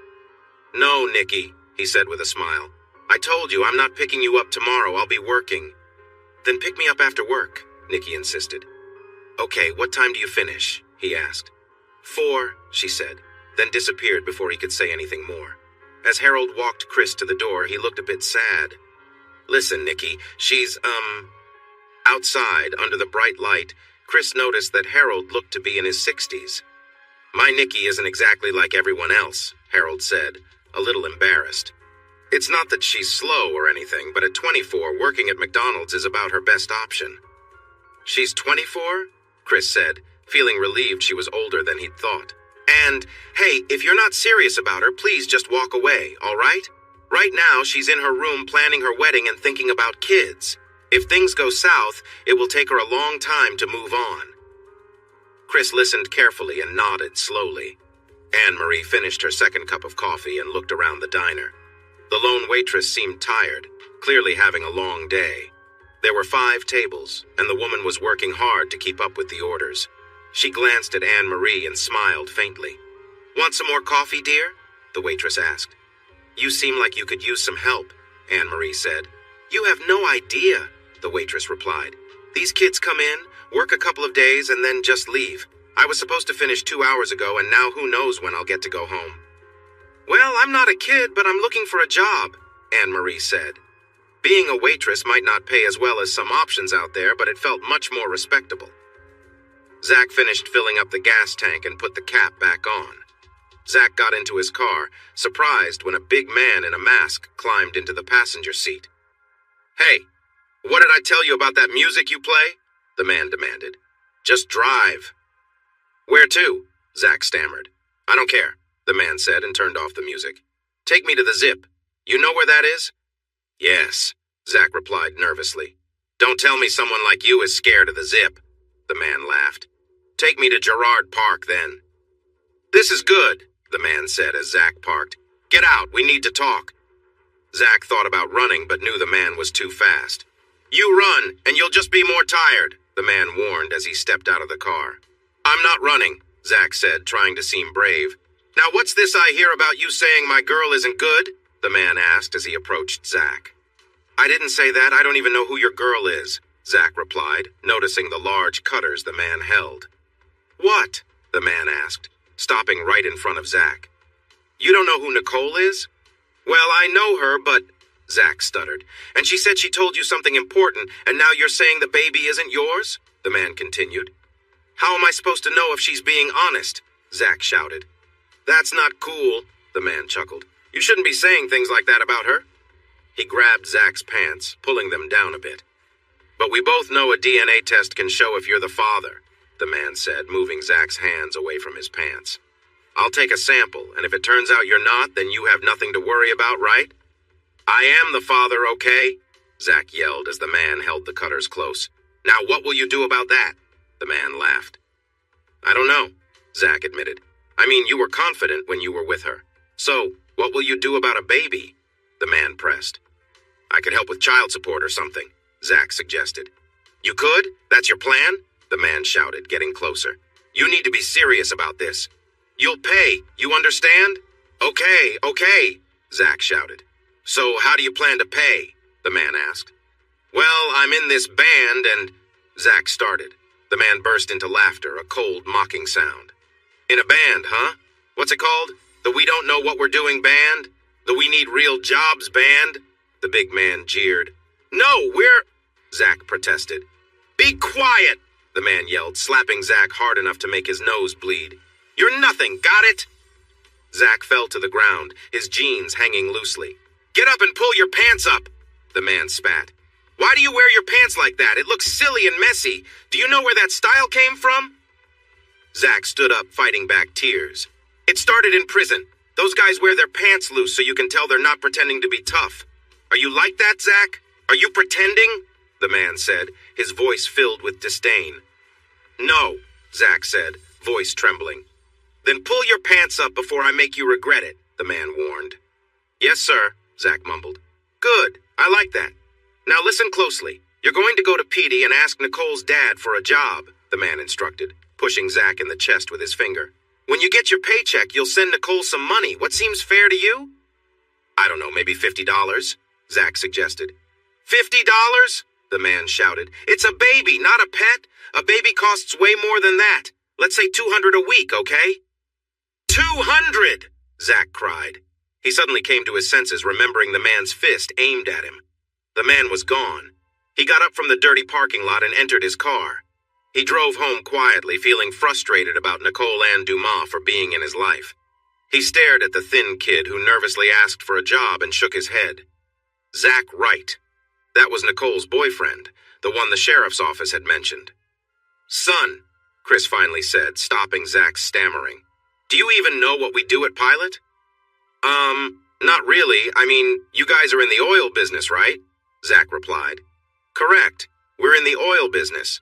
We explore for oil deposits and do mud logging, analyzing the material that comes up for clues about oil. It's tough and messy work, and looking at your application, you don't have any qualifications that show you're capable of it. I'm taking the time to train you, and I know you might think it's too hard and give up on me. But, Zach stammered. That man was not going to accept Zach's excuse of, I tried, but Nicole's dad wouldn't hire me. Zach could feel the pain from the punch he had received. So here's your chance, son. Show me I'm wrong. Prove to me that if I hire you, you'll stick around after your first paycheck, Chris said. Just then, his phone rang and he sighed. Good timing, son. You have a few minutes to think about what to say. He smiled. That's my girlfriend. She never listens when I say, honey, I'm busy. Please be quick. Zach felt his thoughts racing. Telling the man that he felt threatened didn't seem wise, and sharing that he needed money to pay child support to someone he no longer had a relationship with, especially when that someone was the man's daughter, didn't seem like a good idea either. No, Nikki, I'm in the middle of something, Chris said. Okay, see you at 7. Love you too. Bye. Sorry about that, Chris said with a smile. Now, what were you going to say? Finally, Chris shook his head. Son, I think you have dreams that are too low. You don't have the skills or the ambition to work here, Chris stated as he stood up. You might want to consider fast food instead. Forget you, Zach shot back. No, son. Life will give you the challenges you need to face, Chris responded lightly as he showed Zach out of his office. Was that Nicole's boyfriend? Sandra asked as she walked into Chris's office carrying a cup of coffee. Yes, Chris replied, still focused on his computer. Are you going to hire him? Sandra asked. Mind your own business, Sandra, Chris replied. But Chris, he's Nicole's boyfriend, the father of your grandchild, she said, concerned. And he's not someone I want on my team, Chris said, accepting the coffee. But, Sandra protested. Sandra, Nicole hasn't asked me to help him, nor has she come to me for help, Chris said firmly. And even if she does, I'm not sure I would. Does Nikki know how harsh you can be? Sandra asked sharply. Why don't you ask her yourself? Chris said casually, then returned to his emails. The work was tough. Being a waitress was no easy task. The hours seemed long, and by the end of her shift, she was exhausted. The pay was not great compared to the effort she put in, but the tips were nice. Many of the older customers appreciated her service and made sure to sit at her tables. Harriet smiled to herself as she watched Anne-Marie take care of the regular customers. You're popular because of your charm, Harriet said, noticing Anne-Marie making sure her uniform was neat and tidy. Well, if you have it, why not use it? Anne-Marie replied with a playful grin. Exactly, Harriet laughed. Mr. Trapani had called a few times, but he never left messages when Anne-Marie let it go to voicemail. She secretly wished he would, so she could go to Mrs. Trapani with proof, or even gently remind Mr. Trapani to be careful. Eventually, he stopped calling altogether. An elderly man shook his head playfully as Anne-Marie filled his coffee cup. What would it take for me to spend some time with you tonight? Not happening, Anne-Marie replied with a smile, pointing to his wedding ring. I don't get involved with married men. It doesn't mean anything to me, he insisted, trying to take off his ring. It means something to me, Anne-Marie said, her smile fading. I made that mistake once. It was a big regret. Nicole cheered for Sophia as she tried her best to stand up. Did you fall down? Nicole comforted her as Sophia did just that. That's okay. Let's try again, all right? It was tough to admit, but taking care of a baby was a lot of work and harder than she expected. Yet, it was filled with love, and she discovered how much she truly cared for Sophia. Sometimes it even frustrated her when her mom reminded her that Sophia was her sister, not her child. Nicole's own belly was starting to show, a small hint of what was coming. She shook her head, wondering how she ever thought she loved Zach right. She had seen him recently at Taco Bell, where he seemed to do the bare minimum at work. A customer in front of her even asked for someone else to prepare their meal instead of him. Hey, Wright, can you speed it up a little? The manager called to him. Nicole almost giggled when she noticed he was missing a tooth, which made him look unkempt. Yeah, let's hope he washes his hands before cooking, Nicole joked with the manager, who smiled back at her. Yes, ma'am. What would you like to order? He asked. The manager, while collecting trays from the dining area, checked in on her.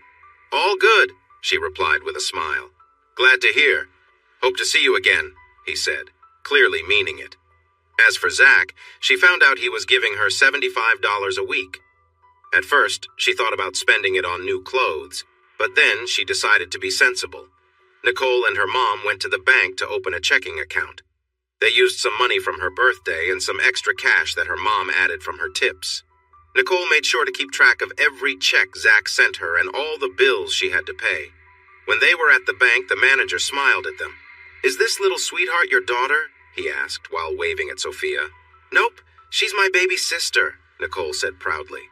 Zach felt annoyed watching Nicole smile and joke with the manager. It bothered him that she was so friendly with someone he didn't like. Hey, we have customers waiting, Fred, another worker, called out, making Zach frown as Nicole laughed. I'm Nicole Dumas.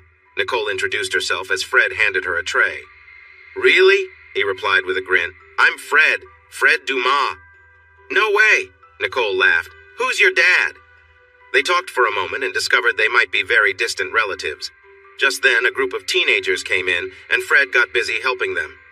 Bye, Sophia, Fred called as they left, and Nicole smiled. Say bye, Mr. Fred, Nicole encouraged, but Sophia just looked around without responding. Nicole helped make a cake, adding icing between the layers. She loved lots of icing. He mixed in some sugar and applied the frosting to the outside of the cake. Nicole had a big appetite, although she often said she wanted to lose weight. She didn't really exercise and always wanted dessert with her meals. She believed that no meal was complete without something sweet, so he made sure to prepare a treat for her. She brought joy and laughter into his life. Although he had heard Harold say that his daughter lived in a fantasy world, he didn't think Harold meant harm. Nicole made him happy. He supported her dreams as much as he could, even buying her a special ring. He placed the cake in the freezer and turned over the chicken cooking in the pan. Just then, there was a cheerful knock on the door. It's open, he called out while adding onions and peppers to the mix. Hey, she said, bouncing into the room.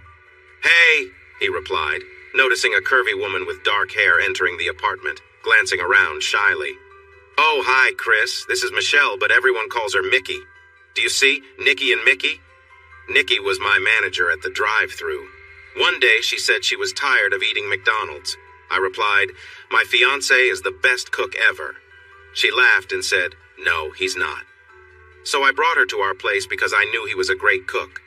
I asked him if he had gotten the wine I mentioned before because it goes perfectly with chicken. The food smelled wonderful. Then Nikki said, say hi to Chris for me. I need to use the restroom. And she rushed off, leaving Chris and Mickey standing there. Hi, can you close the door, please? Chris said as he quickly added fajita sauce to the pan. I hope it's okay, Mickey stammered. She insisted I come. Mickey was attractive, even with her hair in her face. She was not as heavy as Nikki, but she had a few extra pounds. She brushed her hair back and smiled shyly at Chris.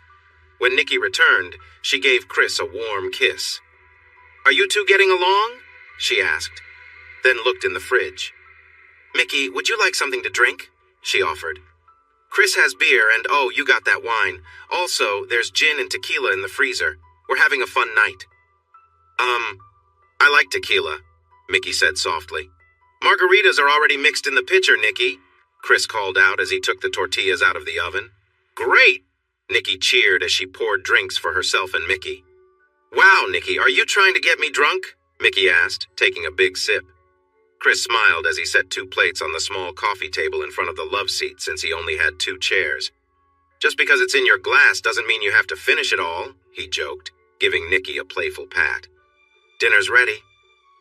He made himself a plate and sat in his comfy brown leather recliner. Is this real leather? Mickey asked as she settled on the love seat. Yep, Chris replied. I just love how leather feels, Mickey said. This is really good. Feel free to enjoy the couch, Chris teased. Chris, Nikki exclaimed, playfully hitting him on the arm. You're awful. You just want to see her in a swimsuit? Oh, I didn't say that, Chris grinned. But you didn't say you wouldn't either. I'm not dumb, Nikki laughed. You're right, Mickey, this is delicious. Everything Chris makes is great. He really is a talented chef. They spent time looking through his CD collection, giggling at his older country music while Chris poured raspberry syrup over slices of chocolate cake. Finally, both Nikki and Mickey found a song they liked and added it to his music system. He tossed the empty bottle into the trash and set the 2 plates down on the coffee table. Ooh, dessert too? Mickey asked, as Garth Brooks played from the speakers. Uh-huh, he's the best, Nikki replied, leaning heavily against Chris. She hugged him tightly and kissed him softly. I love you, baby, she said. Love you too, he replied, smiling. So what now? Mickey asked, digging into the cake with her fork. What do you mean?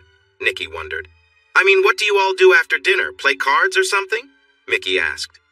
No, we usually just hang out after we eat, Nikki said with a laugh. What do you want to do? Chris asked Mickey, sitting comfortably in a small chair. I don't know, Mickey replied, her voice hinting that she had an idea. I do have a deck of cards around here, Chris said. We could play a game. You said you like leather. That takes too long, Mickey said, standing up. She pulled the empty wine bottle from the trash and giggled while bringing it into the living room. Let's play a game with a twist, she said, her cheeks pink. If the bottle points to you, you have to kiss that person and take off one piece of clothing, okay? Chris glanced at Nikki and shrugged. True to her nature, Nikki grabbed the bottle and spun it enthusiastically. The bottle spun and stopped at Nikki. What? Now I have to kiss myself? She laughed. No, just take something off, Mickey giggled. But you can spin again. Maybe don't spin it so hard, Chris suggested as Nikki removed a shoe. The two girls looked at each other. The bottle pointed to Mickey. Nikki leaned in and pressed her lips to Mickey's, surprised when Mickey's breath brushed against her. Nikki took off her other shoe, and Mickey kicked off one sneaker before spinning the bottle again. Both girls let out shrieks when the bottle pointed to Nikki. Give me a real kiss this time, Mickey said playfully. After they kissed for a moment, Mickey took off her other sneaker while Nikki removed a sock. Chris smiled, enjoying the game as he remained in jeans while both Nikki and Mickey were now in their underwear. He knew he would get to see more of Mickey soon, as it was her turn to spin. The room felt warm, and both girls seemed to enjoy the lighthearted fun. Chris felt comfortable as he watched them, glad to be a part of the moment. The group gathered around, playing a casual game with lighthearted energy. The bottles spun on the table, creating playful moments and laughter as they interacted. Each spin resulted in fun exchanges of glances and teasing gestures, keeping the atmosphere light and carefree. Chris leaned over to kiss the person the bottle landed on, which added to the fun, while everyone playfully joined in the game. Nikki, full of energy, cheered when she was the only one still dressed, teasing the others. The laughter continued to fill the room as they shared jokes and enjoyed the moment. As the evening wore on, Chris suggested coffee, noticing it was getting late. His comment brought more laughter as the group continued to joke with one another, with Nikki and Mickey exchanging humorous whispers. The playful mood remained as they teased and laughed, engaging in harmless fun. But eventually, they began to wind down for the evening.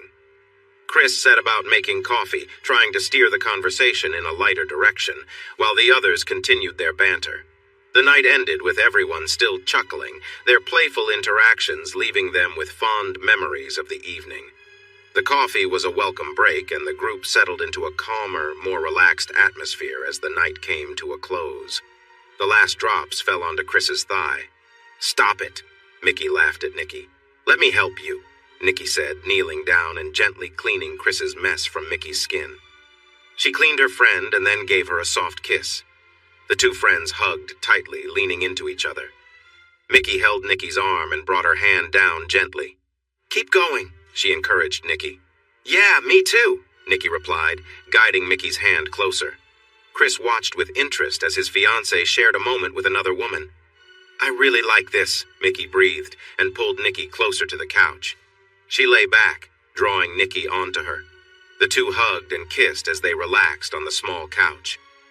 Have you done this before? Mickey asked, catching her breath. Yes, Nikki giggled and shifted a bit, bringing her face closer to Mickey's. Oh, wow, Mickey exclaimed, as she felt something wonderful wash over her. That feels great, Nikki yelled as Mickey playfully engaged. Wait, we can't leave Chris all alone, Nikki said and got up. Come on, let's get ready. Nikki moved to the bed and waited for her friend. Me too, Mickey said, joining her. Chris smiled as he moved closer to Mickey. Nikki leaned forward to share a kiss with Chris, enjoying the moment with both of them. That's nice, she murmured as they shared a kiss. Hey, what are you doing here? Fred smiled as Nicole honked her horn at him. You said your car was in the shop, she replied. I didn't want you walking home in the dark. It's not safe. You didn't have to do this, he said, getting into the passenger seat. I didn't? Nicole asked. Then she paused. Oh, all right, get out. Come on, he laughed, taking off his cap. She smiled as she teased him about his hair. What?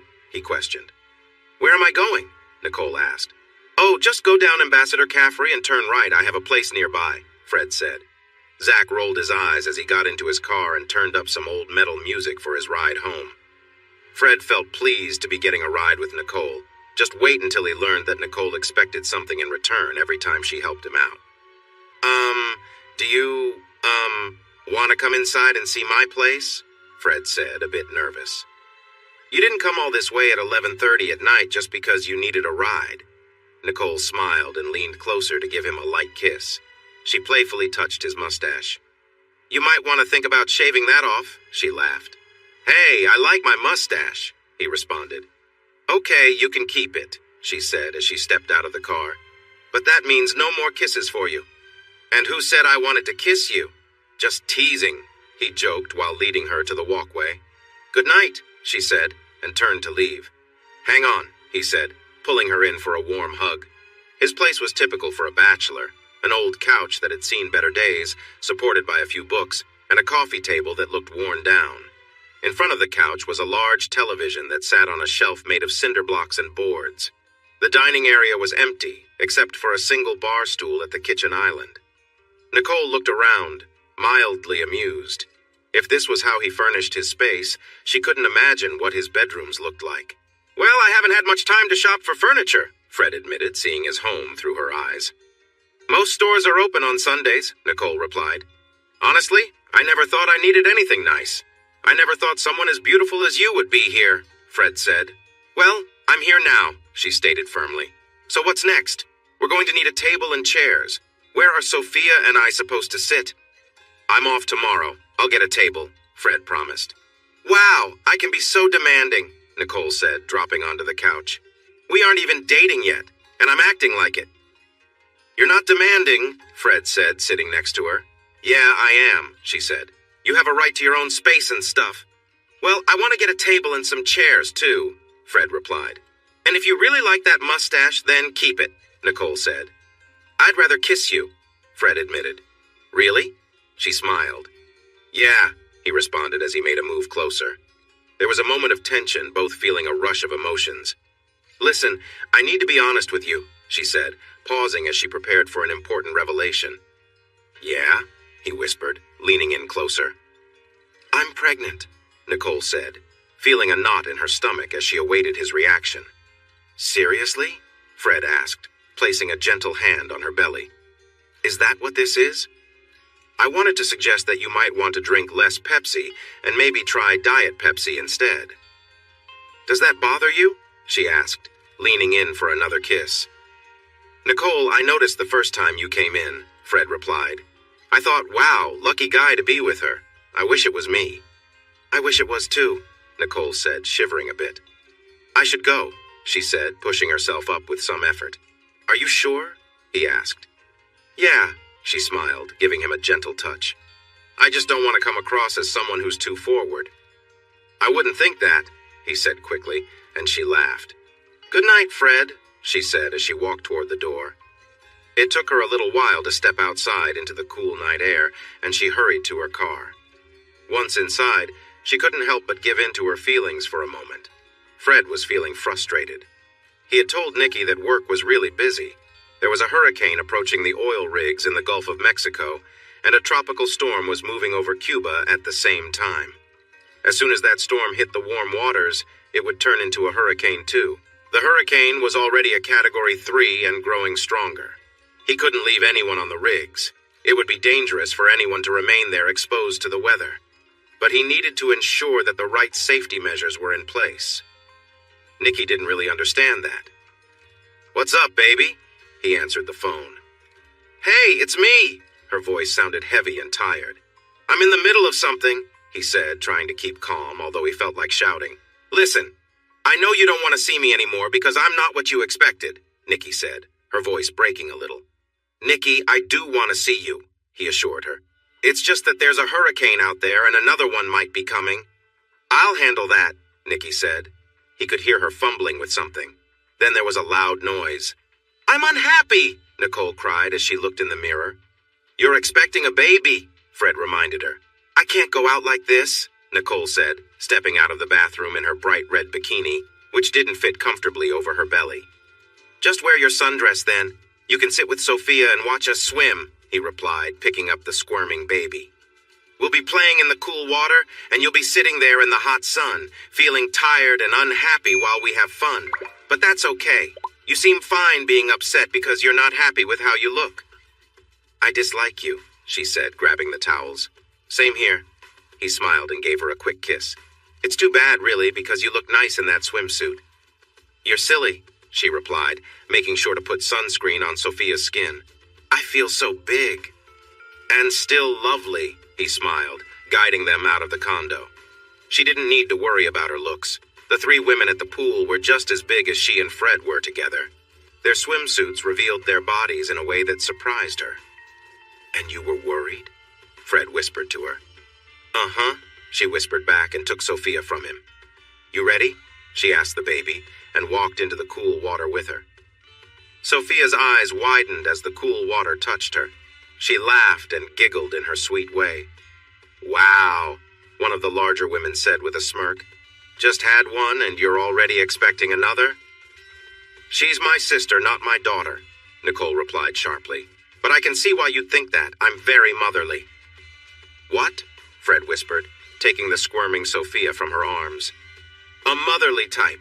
That's what people like them call regular moms, Nicole whispered back as the three women glared at her. Oh, he said, smiling at them. I'm in Unit 2217. What about you? They didn't respond, and his smile faded. I'm asking again, what unit are you in? He said. Do you have permission to be here? Yes, we do, one of the women snapped. We're in Unit 1612, all right? Thank you, Fred replied. 2217? Nicole asked him. We're in. Why would I want them to know where we stay?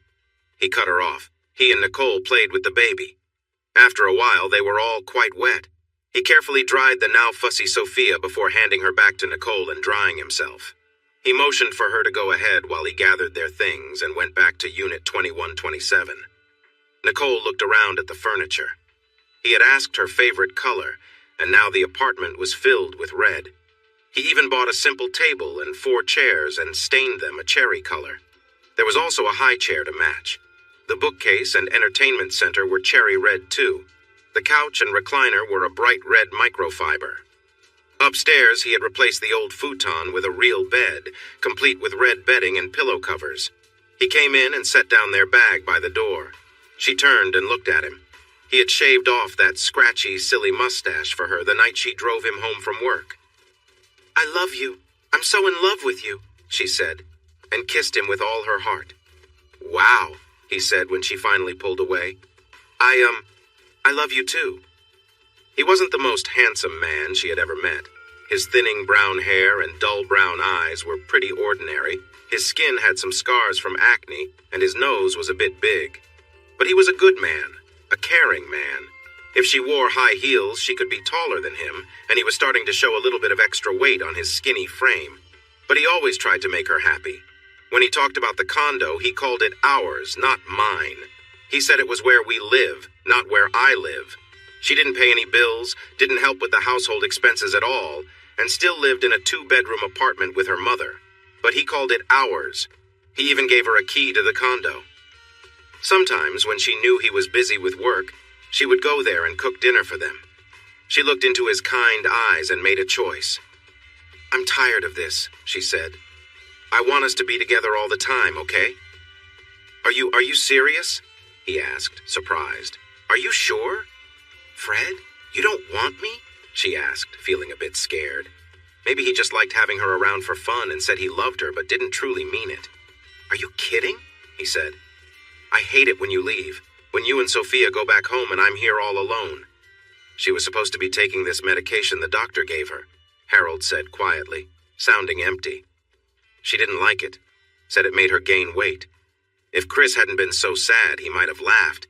It wasn't the medicine that made Nikki gain weight, it was her choices. Mickey came over and hugged Chris tightly, crying loudly. He felt bad as he held her. He still remembered the moments they all shared just a week ago. Nikki's words about not wanting to see her because she was different hurt his heart. She thought he was avoiding her because of what she and Mickey had done together, not because of the storms outside.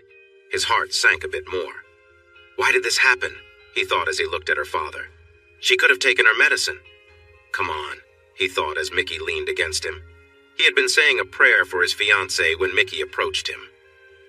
After she walked away to chat with some of Nicky's friends, he tried to continue with his prayers.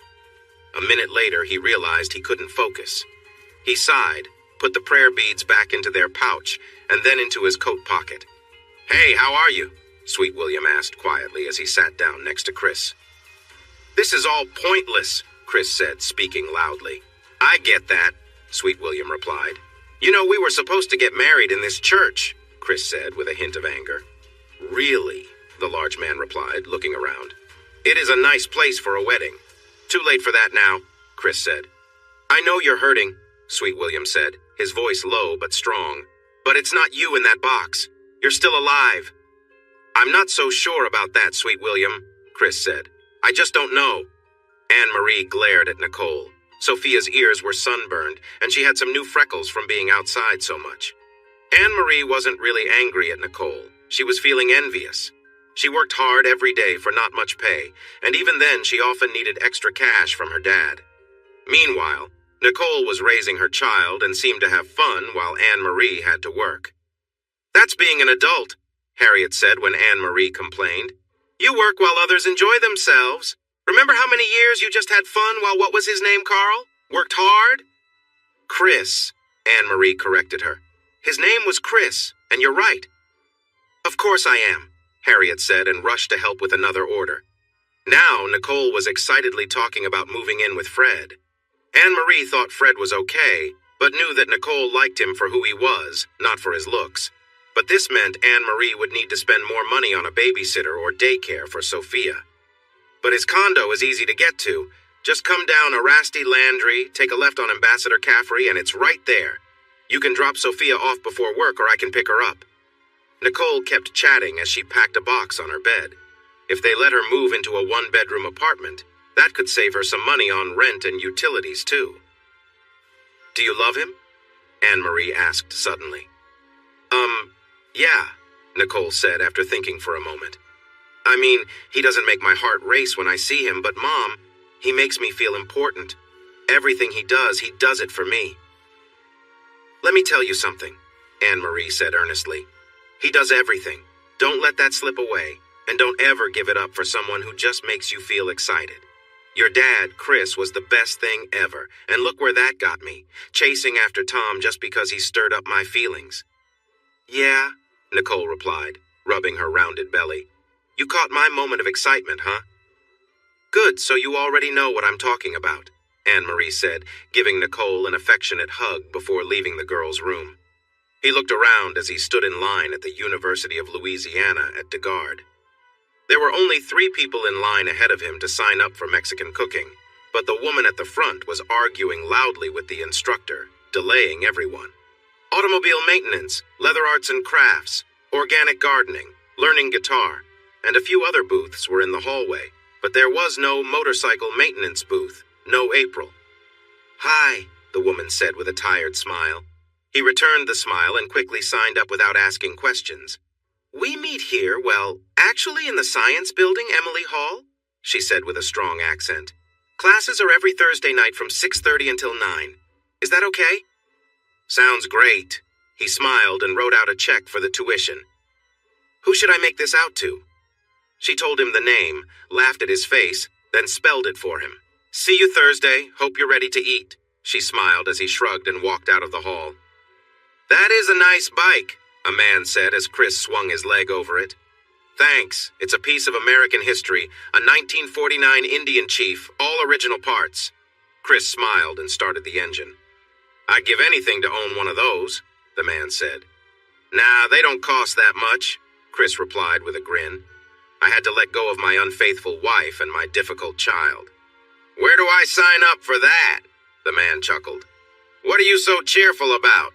Zach scoffed at Fred while the manager rushed around the store. "Because every day when I wake up and see my face in the mirror, it's not yours looking back," Fred replied, finishing up at the counter. Sure, you'd prefer my face over that ugly mug of yours, Zack jeered, ignoring the work that needed to be done. Right. Could you actually take some initiative and do something without me asking? Fred said while carrying sauce packets to the self-service area. Why would I do that? Zack replied. Because when performance reviews come around, I might remember it and consider giving you a raise, Fred said, smiling as an older couple entered the store. His smile grew as he watched the man and woman, both in their late 50s, looking at the menu. They were holding hands. The man whispered something to the woman, and she listened closely. He imagined himself and Nicole doing that in 30 years, holding hands. Then his smile wavered. The woman had no color in her eyes. She was blind. But his smile returned as they shared a quick kiss and approached the cash register. Welcome to Taco Bell. May I take your order? He asked happily. Go ahead, dear. Tell him what you want, the man encouraged softly. That's just strange, Zack murmured as he observed the couple. Why? Fred replied, a bit defensive. What's so strange? I mean, she can't see and it gives me the creeps just looking at her, Zack said, shuddering a bit. Honestly, it's a wonder someone hasn't put you out of your misery, Fred said with a grin as he walked around the dining area. Thank you. Come again, he called out as they left. He chuckled when he saw the man jokingly pinch the woman, making her laugh and playfully swat his hand away before leaning against him. The man then helped her to the passenger side of the small car and hurried back to his side. How are you, Mr. Dumas? Cam Powell, his tenant in apartment 22, asked as Chris unlocked the door to apartment 1. She was a Vietnamese refugee, one of the boat people saved off the coast of San Francisco in 1982. She had seen the Viet Cong force her brother into the military, then witnessed them harm her father and laugh. She had hidden while soldiers hurt her mother and sister and left them behind. Then she had taken her younger sister, and they escaped from the hut, running through the fields to find safety. They stayed away from the roads, which were often full of enemy soldiers hiding in the thick bushes. They waited for silence or night to fall before moving south toward the American troops and safety.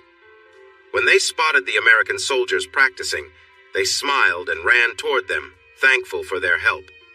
Suddenly, there was a loud burst of gunfire, and her sister was hurt badly. The American soldiers quickly took down the machine gun nest, and one brave Marine ran into the open field to see if he could help the girls. Cam Powell watched in amazement as the young man cried over her sister's body, even though he did not know her. She reached out to comfort him, but then everything went dark. When she woke up, she was in an American hospital. She thanked Buddha for saving her life. The doctors did their best, but they could not save her left leg and had to remove it above the knee. 4 days later, the enemy soldiers took over the hospital, causing great harm to the staff and patients. The American patients lost their lives. The Vietnamese patients, no matter how badly they were hurt, were forced to march away. Cam Powell tried to use the crutches the kind American nurse had given her before the soldiers arrived. When she fell behind in the march, she was mistreated. She did her best to keep up since those who lagged behind often faced severe consequences and were left on the roadside. For the next 11 years, she worked hard in the fields, facing tough times but trying to survive. She wasn't very attractive, so she was often treated harshly instead of being hurt more seriously. She saved food and money, dreaming of one day reaching the land of the Americans with blonde hair. One day, news spread among the refugees that it was too expensive to take care of them, which meant they were in great danger. Cam Powell ate what little she could and hid some food for later. When night came, she quietly slipped into the thick brush behind her hut and made her way to the river. Her crutches had been stolen, so she fashioned a new one from bamboo, which was not easy to use but worked well enough. At night, she followed the river south, hiding during the day. With her food running out, she sought bugs and plants to eat while waiting for it to get dark. Moving through the muddy bank was slow, but she kept pushing forward. Eventually, she found a man with a boat who planned to take people to America. Eagerly, she gave him the little money she had and let him use her as he pleased. She felt worried when she saw how small the boat was. She was even more scared when she realized over 40 people were packed into the tiny space. "No refunds," the man shouted when others complained or expressed concerns. "Better to fight for my freedom than to be treated badly." Cam Pow thought to herself as she joined the struggling crowd on the boat. As the journey went on, she and a few others became very sick, and she hoped for her pain to end soon. Then the hatch opened, and she knew her hopes were answered. A blond man in a Coast Guard uniform looked down at the people on the boat. She got a prosthetic leg at a charity hospital and learned how to use it like it was her own. A man in Breaux Bridge, Louisiana heard about Cam Pow and her fellow travelers. He offered jobs to 6 of them at his crawfish processing plant. She accepted the job eagerly and was amazed at the good pay he offered. She found an apartment and lived there for 24 years. She rode her bike, no matter the weather, even when it snowed, but she never missed a day of work. "I'm good, Miss Pow. How are you today?" Chris smiled at the small woman. Her long black hair was starting to get some gray, but her face showed no signs of age. That was the extent of their conversation. She would greet him and then close herself in her apartment. Anne-Marie looked around the condominium and felt a twinge of jealousy. She was working hard every day, and all she could afford was her rundown apartment while Nicole stayed home all day, living in a nice 2-bedroom, 2-bathroom place. The furniture was a bit loud. It wasn't her style, but the table and chairs were okay, even if they had strange colors. But it still looked a lot better than the furniture she got from the discount store. "Okay, kiddo," Anne-Marie said to Sophia, pushing away another feeling of resentment. The child was reaching out to Nicole. "I'm working the late shift. I'll be back around 10 or 10:30 to get you." "Thanks, Mom. Have a great day." Nicole smiled brightly. "You too, baby," Anne-Marie said, and left with a final kiss for both daughters. "I don't think she likes me," Fred said quietly. "What? Why?" Nicole asked, taking a seat beside him on the sofa. Sophia made some sounds in her own way. The child was almost a year old and should have been speaking by now, at least saying mama or dada, but she just made little noises. "She never says hi or anything," Fred complained. "Fred, hold Sophia for a minute and face her away from me," Nicole said as she stood up. "Boo!" she shouted from behind Sophia. Fred jumped, startled. Sophia stayed still and did not respond. "What's going on?" Fred shouted at Nicole. Sophia seemed not to hear the loud noise Fred made. "I'm going to try again," Nicole said, tears starting to fall down her cheeks. She attempted to shout boo, but could only manage a soft sound. Fred looked at the little girl and felt tears welling up in his own eyes. "Sophia?" he asked gently. "Sweetheart, can you hear me? Can you hear Sissy?" Cooking alone was not enjoyable. There was no Nicky there, playfully asking him to taste what he was making. The Mexican cooking class was fun. Some women in the class showed they were interested in him, but he just wasn't feeling it. "I should have chosen Chinese instead," he thought as he chopped a jalapeno pepper for the sauce. "Well, it's only 2 more weeks," he sighed as he mixed lime juice and cilantro. He had seen Mickey walking to a fast food place the day before. Her pants fit tightly, and it made him feel a rush of emotions, which he quickly felt guilty about. They had shared moments together, but he hesitated to think too much about it.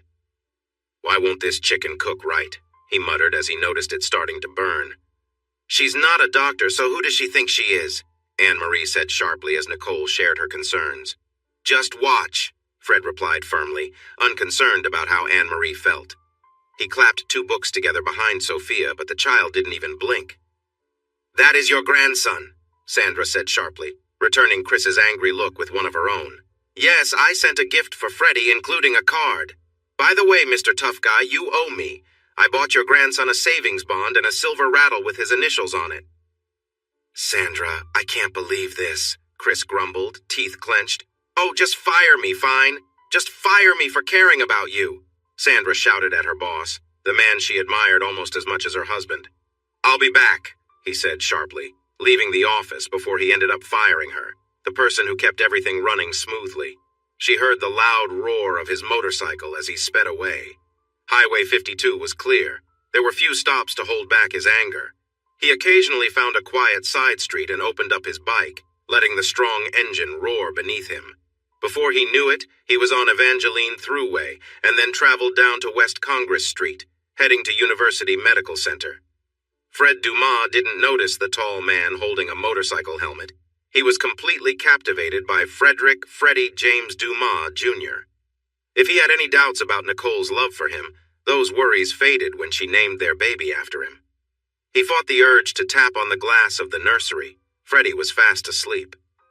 "He's such a cute little guy, isn't he?" the man said to Fred. "Yes, he is," Fred replied. "He's my son." "Congratulations," Chris said. "Just remember, they grow up fast. One day they won't need you as much. You might feel like you're just here to pay for things." "Yeah, I'm really hoping that doesn't happen," Fred admitted. "Good luck, son," Chris said as he walked away. Anne-Marie was trying to manage a fussy Sophia and looked again. The man by the elevators seemed familiar, tall, strong, dressed well, even with a motorcycle helmet under his arm. The man turned slightly and Anne-Marie smiled. He was attractive, even with a bald head and some gray hair around the sides. Then she froze. Those brown eyes belonged to Chris. The elevator door opened and Chris stepped in, pressing the button for the first floor. "Your father was here?" she asked Nicole. "Daddy's here?" Nicole replied, surprised and a bit shy. "No, he was here," Anne-Marie said, feeling a bit let down. She hoped to hear from Nicole about how he was doing, what was new in his life. She kept in touch with Sandra. Harriet let her use the computer at work, and Sandra always replied quickly to her emails, but she didn't share many details. She had known about Nikki's tragic decision and was aware of Sandra's dislike for her, but she didn't know how Chris had changed. Until today, she didn't even realize that Chris had a motorcycle, as the helmet showed. Honestly, she wanted to hear that Chris missed her and wanted her back in his life. She was hoping he had forgiven her for her past mistake. She clenched her teeth in frustration as Sophia reached out to Nicole, trying to get her to hold her. "Hey, there she is!" Hank called out from the doorway. "There's the girl who made me a great-grandfather!" Anne-Marie winced. Ever since her mother's passing, her father had been drinking a lot. As he walked into the room, Nicole caught a whiff of alcohol on him. "Hi, Grandpa," Nicole said, leaning in for a kiss. "So, you named him after me, right?" Hank asked, overlooking Anne-Marie, Sophia, and Fred. "No, Grandpa, I named him after his daddy," Nicole replied, moving his hand away from her. Since Grandma's passing, his touches, although not obvious, felt wrong. His hands often brushed against her in a way that made her uncomfortable, and with her belly getting bigger, she promised herself to keep Sophia away from him. Nicole didn't realize this wasn't her decision to make. Sophia wasn't her child. "Oh, why'd you have to do that?" Hank said with a teasing tone. "Because I love him," Nicole stated firmly. "And don't you love your grandpa?" Hank asked, placing his hand on Nicole's thigh. "Have you seen the baby yet?" Fred asked, trying to keep his anger under control. Hank's drunken behavior towards Nicole made Fred feel sick. His pretending that Fred, Anne-Marie, and Sophia weren't there bothered Fred, but the touching was even worse. "No, I haven't. Are they bringing him in here?" Hank asked. "No, not for another hour or two. They'll bring him when it's time for lunch," Fred said, pulling Hank's hand off Nicole's thigh. "Come on, Mr. Campion, I'll show you Freddie." "Hey, you're feeding him, right?" Hank asked. "Oh my gosh!" Nicole gasped as Fred led Hank out of the room. "I think I'm going to be sick," Anne-Marie said. "You? It's not you he's bothering," Nicole replied. Anne-Marie began to see Fred in a new light. Yes, he worked at a fast food restaurant, but he was dedicated to Nicole and her happiness. He wanted nothing more than to protect her. "So, when are you leaving here?" Anne-Marie asked. "I wanted to talk to you about that, Mom," Nicole said. "I spoke with Fred, and he thinks it's a good idea. Can you and Sophia stay with me for a couple of weeks until I get things figured out?" "What?" Anne-Marie asked. "But honey, it's just a 2-bedroom, right?" "The couch pulls out into a queen-sized bed," Fred said as he walked back into the room.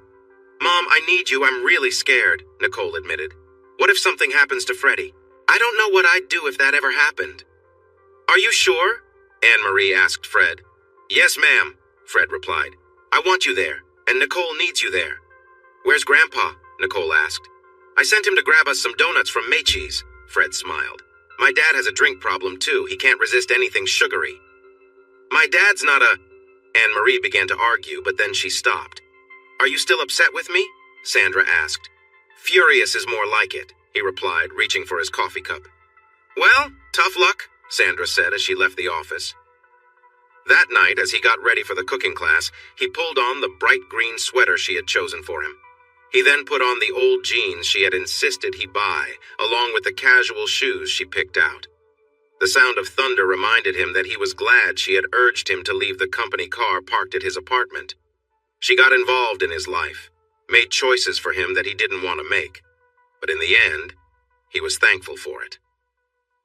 I should get her a card or something, he muttered to himself.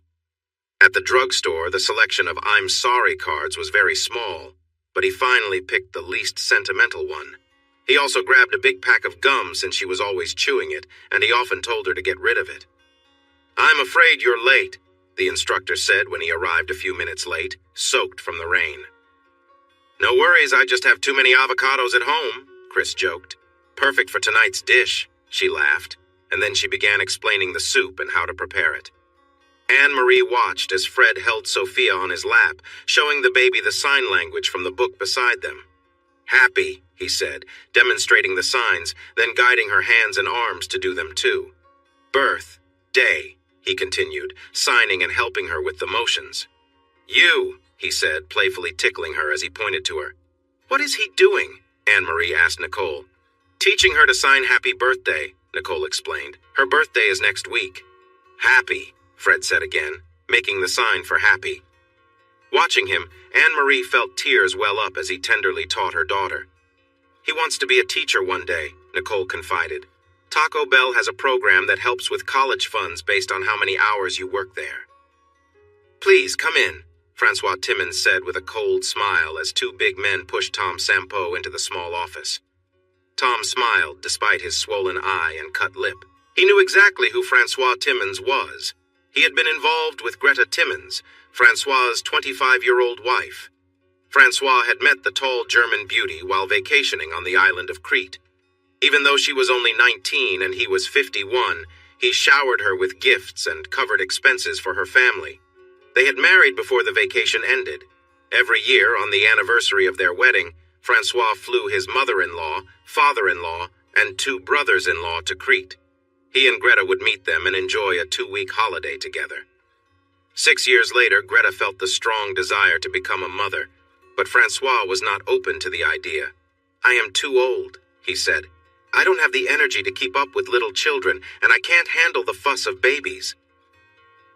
When Greta met Tom at a fashion exhibition, she decided that no matter what Francois thought, she wanted to have a baby. Tom was tall, attractive, and had blonde hair, while Francois was shorter and heavier with mostly gray hair. I see you've been enjoying time with my wife, huh? Francois said calmly. Tom smiled, knowing who Greta was and who her husband was. Spending time with Greta had been a fun escape, and he had been discreet about it. He planned to show Francois proof of their meetings, hoping to ask for 2 million euros to leave Greta alone, preserving some of Francois's pride. However, after some trouble from Francois's associates, the amount Tom sought had doubled. If Francois refused to pay, Tom thought it would be easy to expose him online. It's unfortunate what happened to her, isn't it? Francois said, interrupting Tom's thoughts. What do you mean? Tom responded.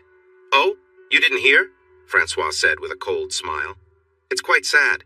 She was out one night and unfortunately got too close to a speeding car. No one knew who was driving as they sped away before anyone could help. Tom felt a chill. He realized he had made a mistake in his choice of partner. Naturally, you'll have a hard time as your car will have evidence of the incident, Francois continued, his smile widening. It wouldn't be surprising if you couldn't bear the weight of it all. You can't, Tom said, alarmed. Happy birthday to you, they sang cheerfully. Sophia giggled, joining in when she understood what they were doing. This led her gaze to the cake with one flickering candle, and she was captivated by the flame. So, what's the sign for make a wish? Anne-Marie asked Fred. I don't know. I didn't look it up, he replied. I'll make one for you, Nicole said, blowing out the candle for her sister. It was just the 5 of them, Sophia, Nicole, Anne-Marie, Fred, and Freddie. Since Sophia was always with Nicole, she didn't have friends to invite to her party. Anne-Marie worked so much that she didn't have anyone to invite either. Fred chose not to invite anyone from work, even though a couple of the women had children. For a moment, Anne-Marie thought about inviting Hank, but decided against it. Chris knew that if they invited him, there was a good chance he'd show up drunk and probably behave inappropriately around Nicole. He was always a little too forward, making her uncomfortable. Meanwhile, Sophia was having a great time tasting the birthday cake. Her eyes widened in delight as she tried the sweet icing, and she eagerly opened her mouth for more. Anne-Marie laughed, genuinely happy to see the little one enjoying herself. After the cake, Anne-Marie handed Sophia a bottle filled with fruit punch, something Sophia had never tasted before. It was a new experience for her, and she eagerly drank it all down, quickly signing more once she was done. Fred laughed. "She definitely knows that sign," he said, taking the bottle to refill it. "Not too much now," Anne-Marie warned. "We want her to sleep later." Afterwards, Anne-Marie and Nicole got down on the floor to help Sophia open her presents. Anne-Marie smiled to herself, knowing Chris hadn't actually bought some of the gifts, like the tricycle and wooden train set. Those were clearly from Sandra, but it didn't matter. Sophia loved them. Fred admired the train set. "Wow, this is really nice," he said, as they all gathered around to watch Sophia play. Maria Espinosa was an excellent cook and teacher, but as a romantic partner, she didn't quite meet Chris's expectations. He found himself comparing her to Nikki, who was much younger. Maria enjoyed Chris's cooking, especially the authentic Mexican dishes and dessert he had prepared, but she didn't hold back her criticism of his kitchen and apartment. "All electric?" she said disapprovingly. No, gas is the only way. Gas gives food its soul, electric just takes that away." She also made comments about his living space. "You're a grown man with a good job, yet you live like a college student?" she remarked as she looked around his small apartment. When she went as far as opening his closet door without asking, Chris was about ready to tell her to leave. That door was closed for a reason, and her constant criticism was wearing thin. Despite all her complaints, Maria still expressed interest in being intimate, but Chris wasn't convinced. She tried to reassure him. "You don't need to worry. I had my tubes tied," she said, laughing. Chris wasn't sure if he believed her, so he stayed cautious, deciding to keep things safe. He found her appearance less appealing than he'd hoped. Her long black hair, which she took pride in, was thick and unkempt in other areas, too. It was more than he was used to, and something that made him uncomfortable. Even though she seemed eager to connect with him, Chris could tell it wasn't for the right reasons. It didn't feel like she was with him because she truly wanted to be, or because she had any real attraction to him. The connection between them felt shallow, and he couldn't shake the feeling that something important was missing. She was with him to feel in control, thinking it would make him behave better. Afterward, she lit a cigarette, but was surprised when Chris took it from her and tossed it into the toilet. "I can't stand the smell of smoke," he said a bit angrily as he walked back into the room. "Oh, my bad," she replied, sounding more upset than sorry. "You should sell that motorbike," she suggested casually. "Not happening," he replied. "Come on, it's dangerous," she insisted, glancing up at him. "Maria," he sighed, getting out of bed and putting on his jeans, "it's late. You were a good teacher and I enjoyed your class, but I don't think we'll meet again, okay?" "But what about us?" she stammered. "What about this?" She threw the covers aside, revealing her body. "What about it?" he asked, putting on his shirt. "Look, Maria, we had a meal and we were together, but you didn't seem to enjoy it." "Oh, but I did," she argued. "You're great." "Honey," he said with a tight smile, "I was in a long marriage. I know the difference between real enjoyment and just trying to get it over with." She had misjudged him. In class, he always seemed willing to listen. She thought he would be the same outside the classroom. He had done well in class, and she almost felt pleased at the thought of his efforts. As he moved closer, she entertained thoughts that were not as kind. But he was ending things, making it clear that this was a one-time deal. The doctor was telling her about a hearing problem. Mona Wahlberg explained that an implant would not help the baby at all. Poor Fred, Anne-Marie thought as she secured the baby in the car seat. He researched everything, found the doctor who specializes in these procedures, and even offered to use his college savings. Poor Sophia, Anne-Marie thought, glancing at the child in the mirror. She'll be like that for the rest of her life, completely unable to hear. She almost missed seeing the motorcycle, and the rider expressed his anger with a rude gesture. "Same to you," Anne-Marie thought as she watched the bike zoom by. Female drivers, Chris thought as he turned off Highway 19. The bike was stunning and easy to control. Most importantly, it didn't make him feel uncomfortable while riding. He loved his Indian chief for its power and even saw it as a piece of history, but he knew comfort wasn't part of its design. "What do you think?" George Farmer asked as Chris parked his bike at George's garage. "Nice and easy to ride," Chris smiled. "If it were wet, it would be quite an adventure." "Uh-huh, and if Big Mike hears you, he'll give you a hard time for saying that," George chuckled. "And he's asking for $17,000, right?" Chris asked, noticing the other mechanic sleeping under the truck. "Yeah, but between us," George said, glancing at John Farmer and then looking away awkwardly. "He's been trying to sell it for 2 months. He might take 15 if it's cash." "Tell him 15 cash," Chris said, preparing to get on his Indian. "Got my card, right?" "Yeah," George replied with a smile. "What's the story behind the sale?" Chris asked before starting his bike. "His partner is in rehab dealing with some serious issues and he's adding up a lot of bills," George admitted. "Why drink alone when you can have some company?" Hank thought as he got ready. "I never liked drinking by myself anyway." The bar felt cool and welcoming. He easily found an empty stool since there were only a few people there himself, 2 men in suits, a tired-looking woman, and the bartender who also looked worn out. "Hey there, handsome," the bartender greeted with a weary smile. It had been a while since anyone complimented him like that, so he sat up a bit straighter and grinned back. He made sure she noticed the $100 bill as he took it out of his wallet. "Do you have anything smaller?" Jill asked. "It's only 11 o'clock. I don't have the money for that. If only I had a nickel for every time a woman said that to me," Hank said, and she laughed. He took out a $20 bill, and she gave him change. 5 hours later, some regular customers began to arrive. The jukebox played loud rock music that the afternoon crowd enjoyed, and the conversation got noisy. Hank's good mood faded as the younger men drew more of Jill's attention. He got up and walked out the door. "Just a bunch of troublemakers," he mumbled to himself as he started his car and pulled onto Johnson Street, right in front of a school bus. "That was your father-in-law," Sandra said sharply when Chris asked about the bill from the florist. "I hope you at least had the courtesy to make them arrange the flowers nicely," he replied. "No," she said, standing with her hands on her hips. "I expressed your sympathy and hope that he is at peace." "What?" he shouted, then broke into a loud, bitter laugh. "No, I hope he gets what he deserves." "God is watching you and he hears you," Sandra warned, shaking her finger at him. "You better be careful." "He's not Santa Claus, Sandra," Chris chuckled. "He's not keeping track of who's good or bad." "Do you know why Santa is always so cheerful?" Sweet William asked as he walked in. "No, why?" Chris replied, managing a real smile. "Because he knows where all the naughty girls live," Sweet William laughed. "Man, I want a cool bike like that.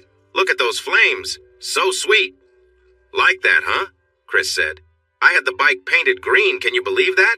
So I took it back and had them painted black with flames." "You'll be feeling the heat soon if you're not careful," Sandra warned. "Did you go to Hank's funeral?" Sweet William asked. "No, but I might visit his grave," Chris replied. "I'll make sure to stay hydrated first." "That isn't fair, and you know it," Sweet William said, his smile fading. "I hope you can talk some sense into him," Sandra said as she left the office. Thanks for watching this video. Don't forget to subscribe to Infidelity Plus to stay updated with more captivating tales of infidelity and payback. Turn on notifications so you're the first to see our latest content.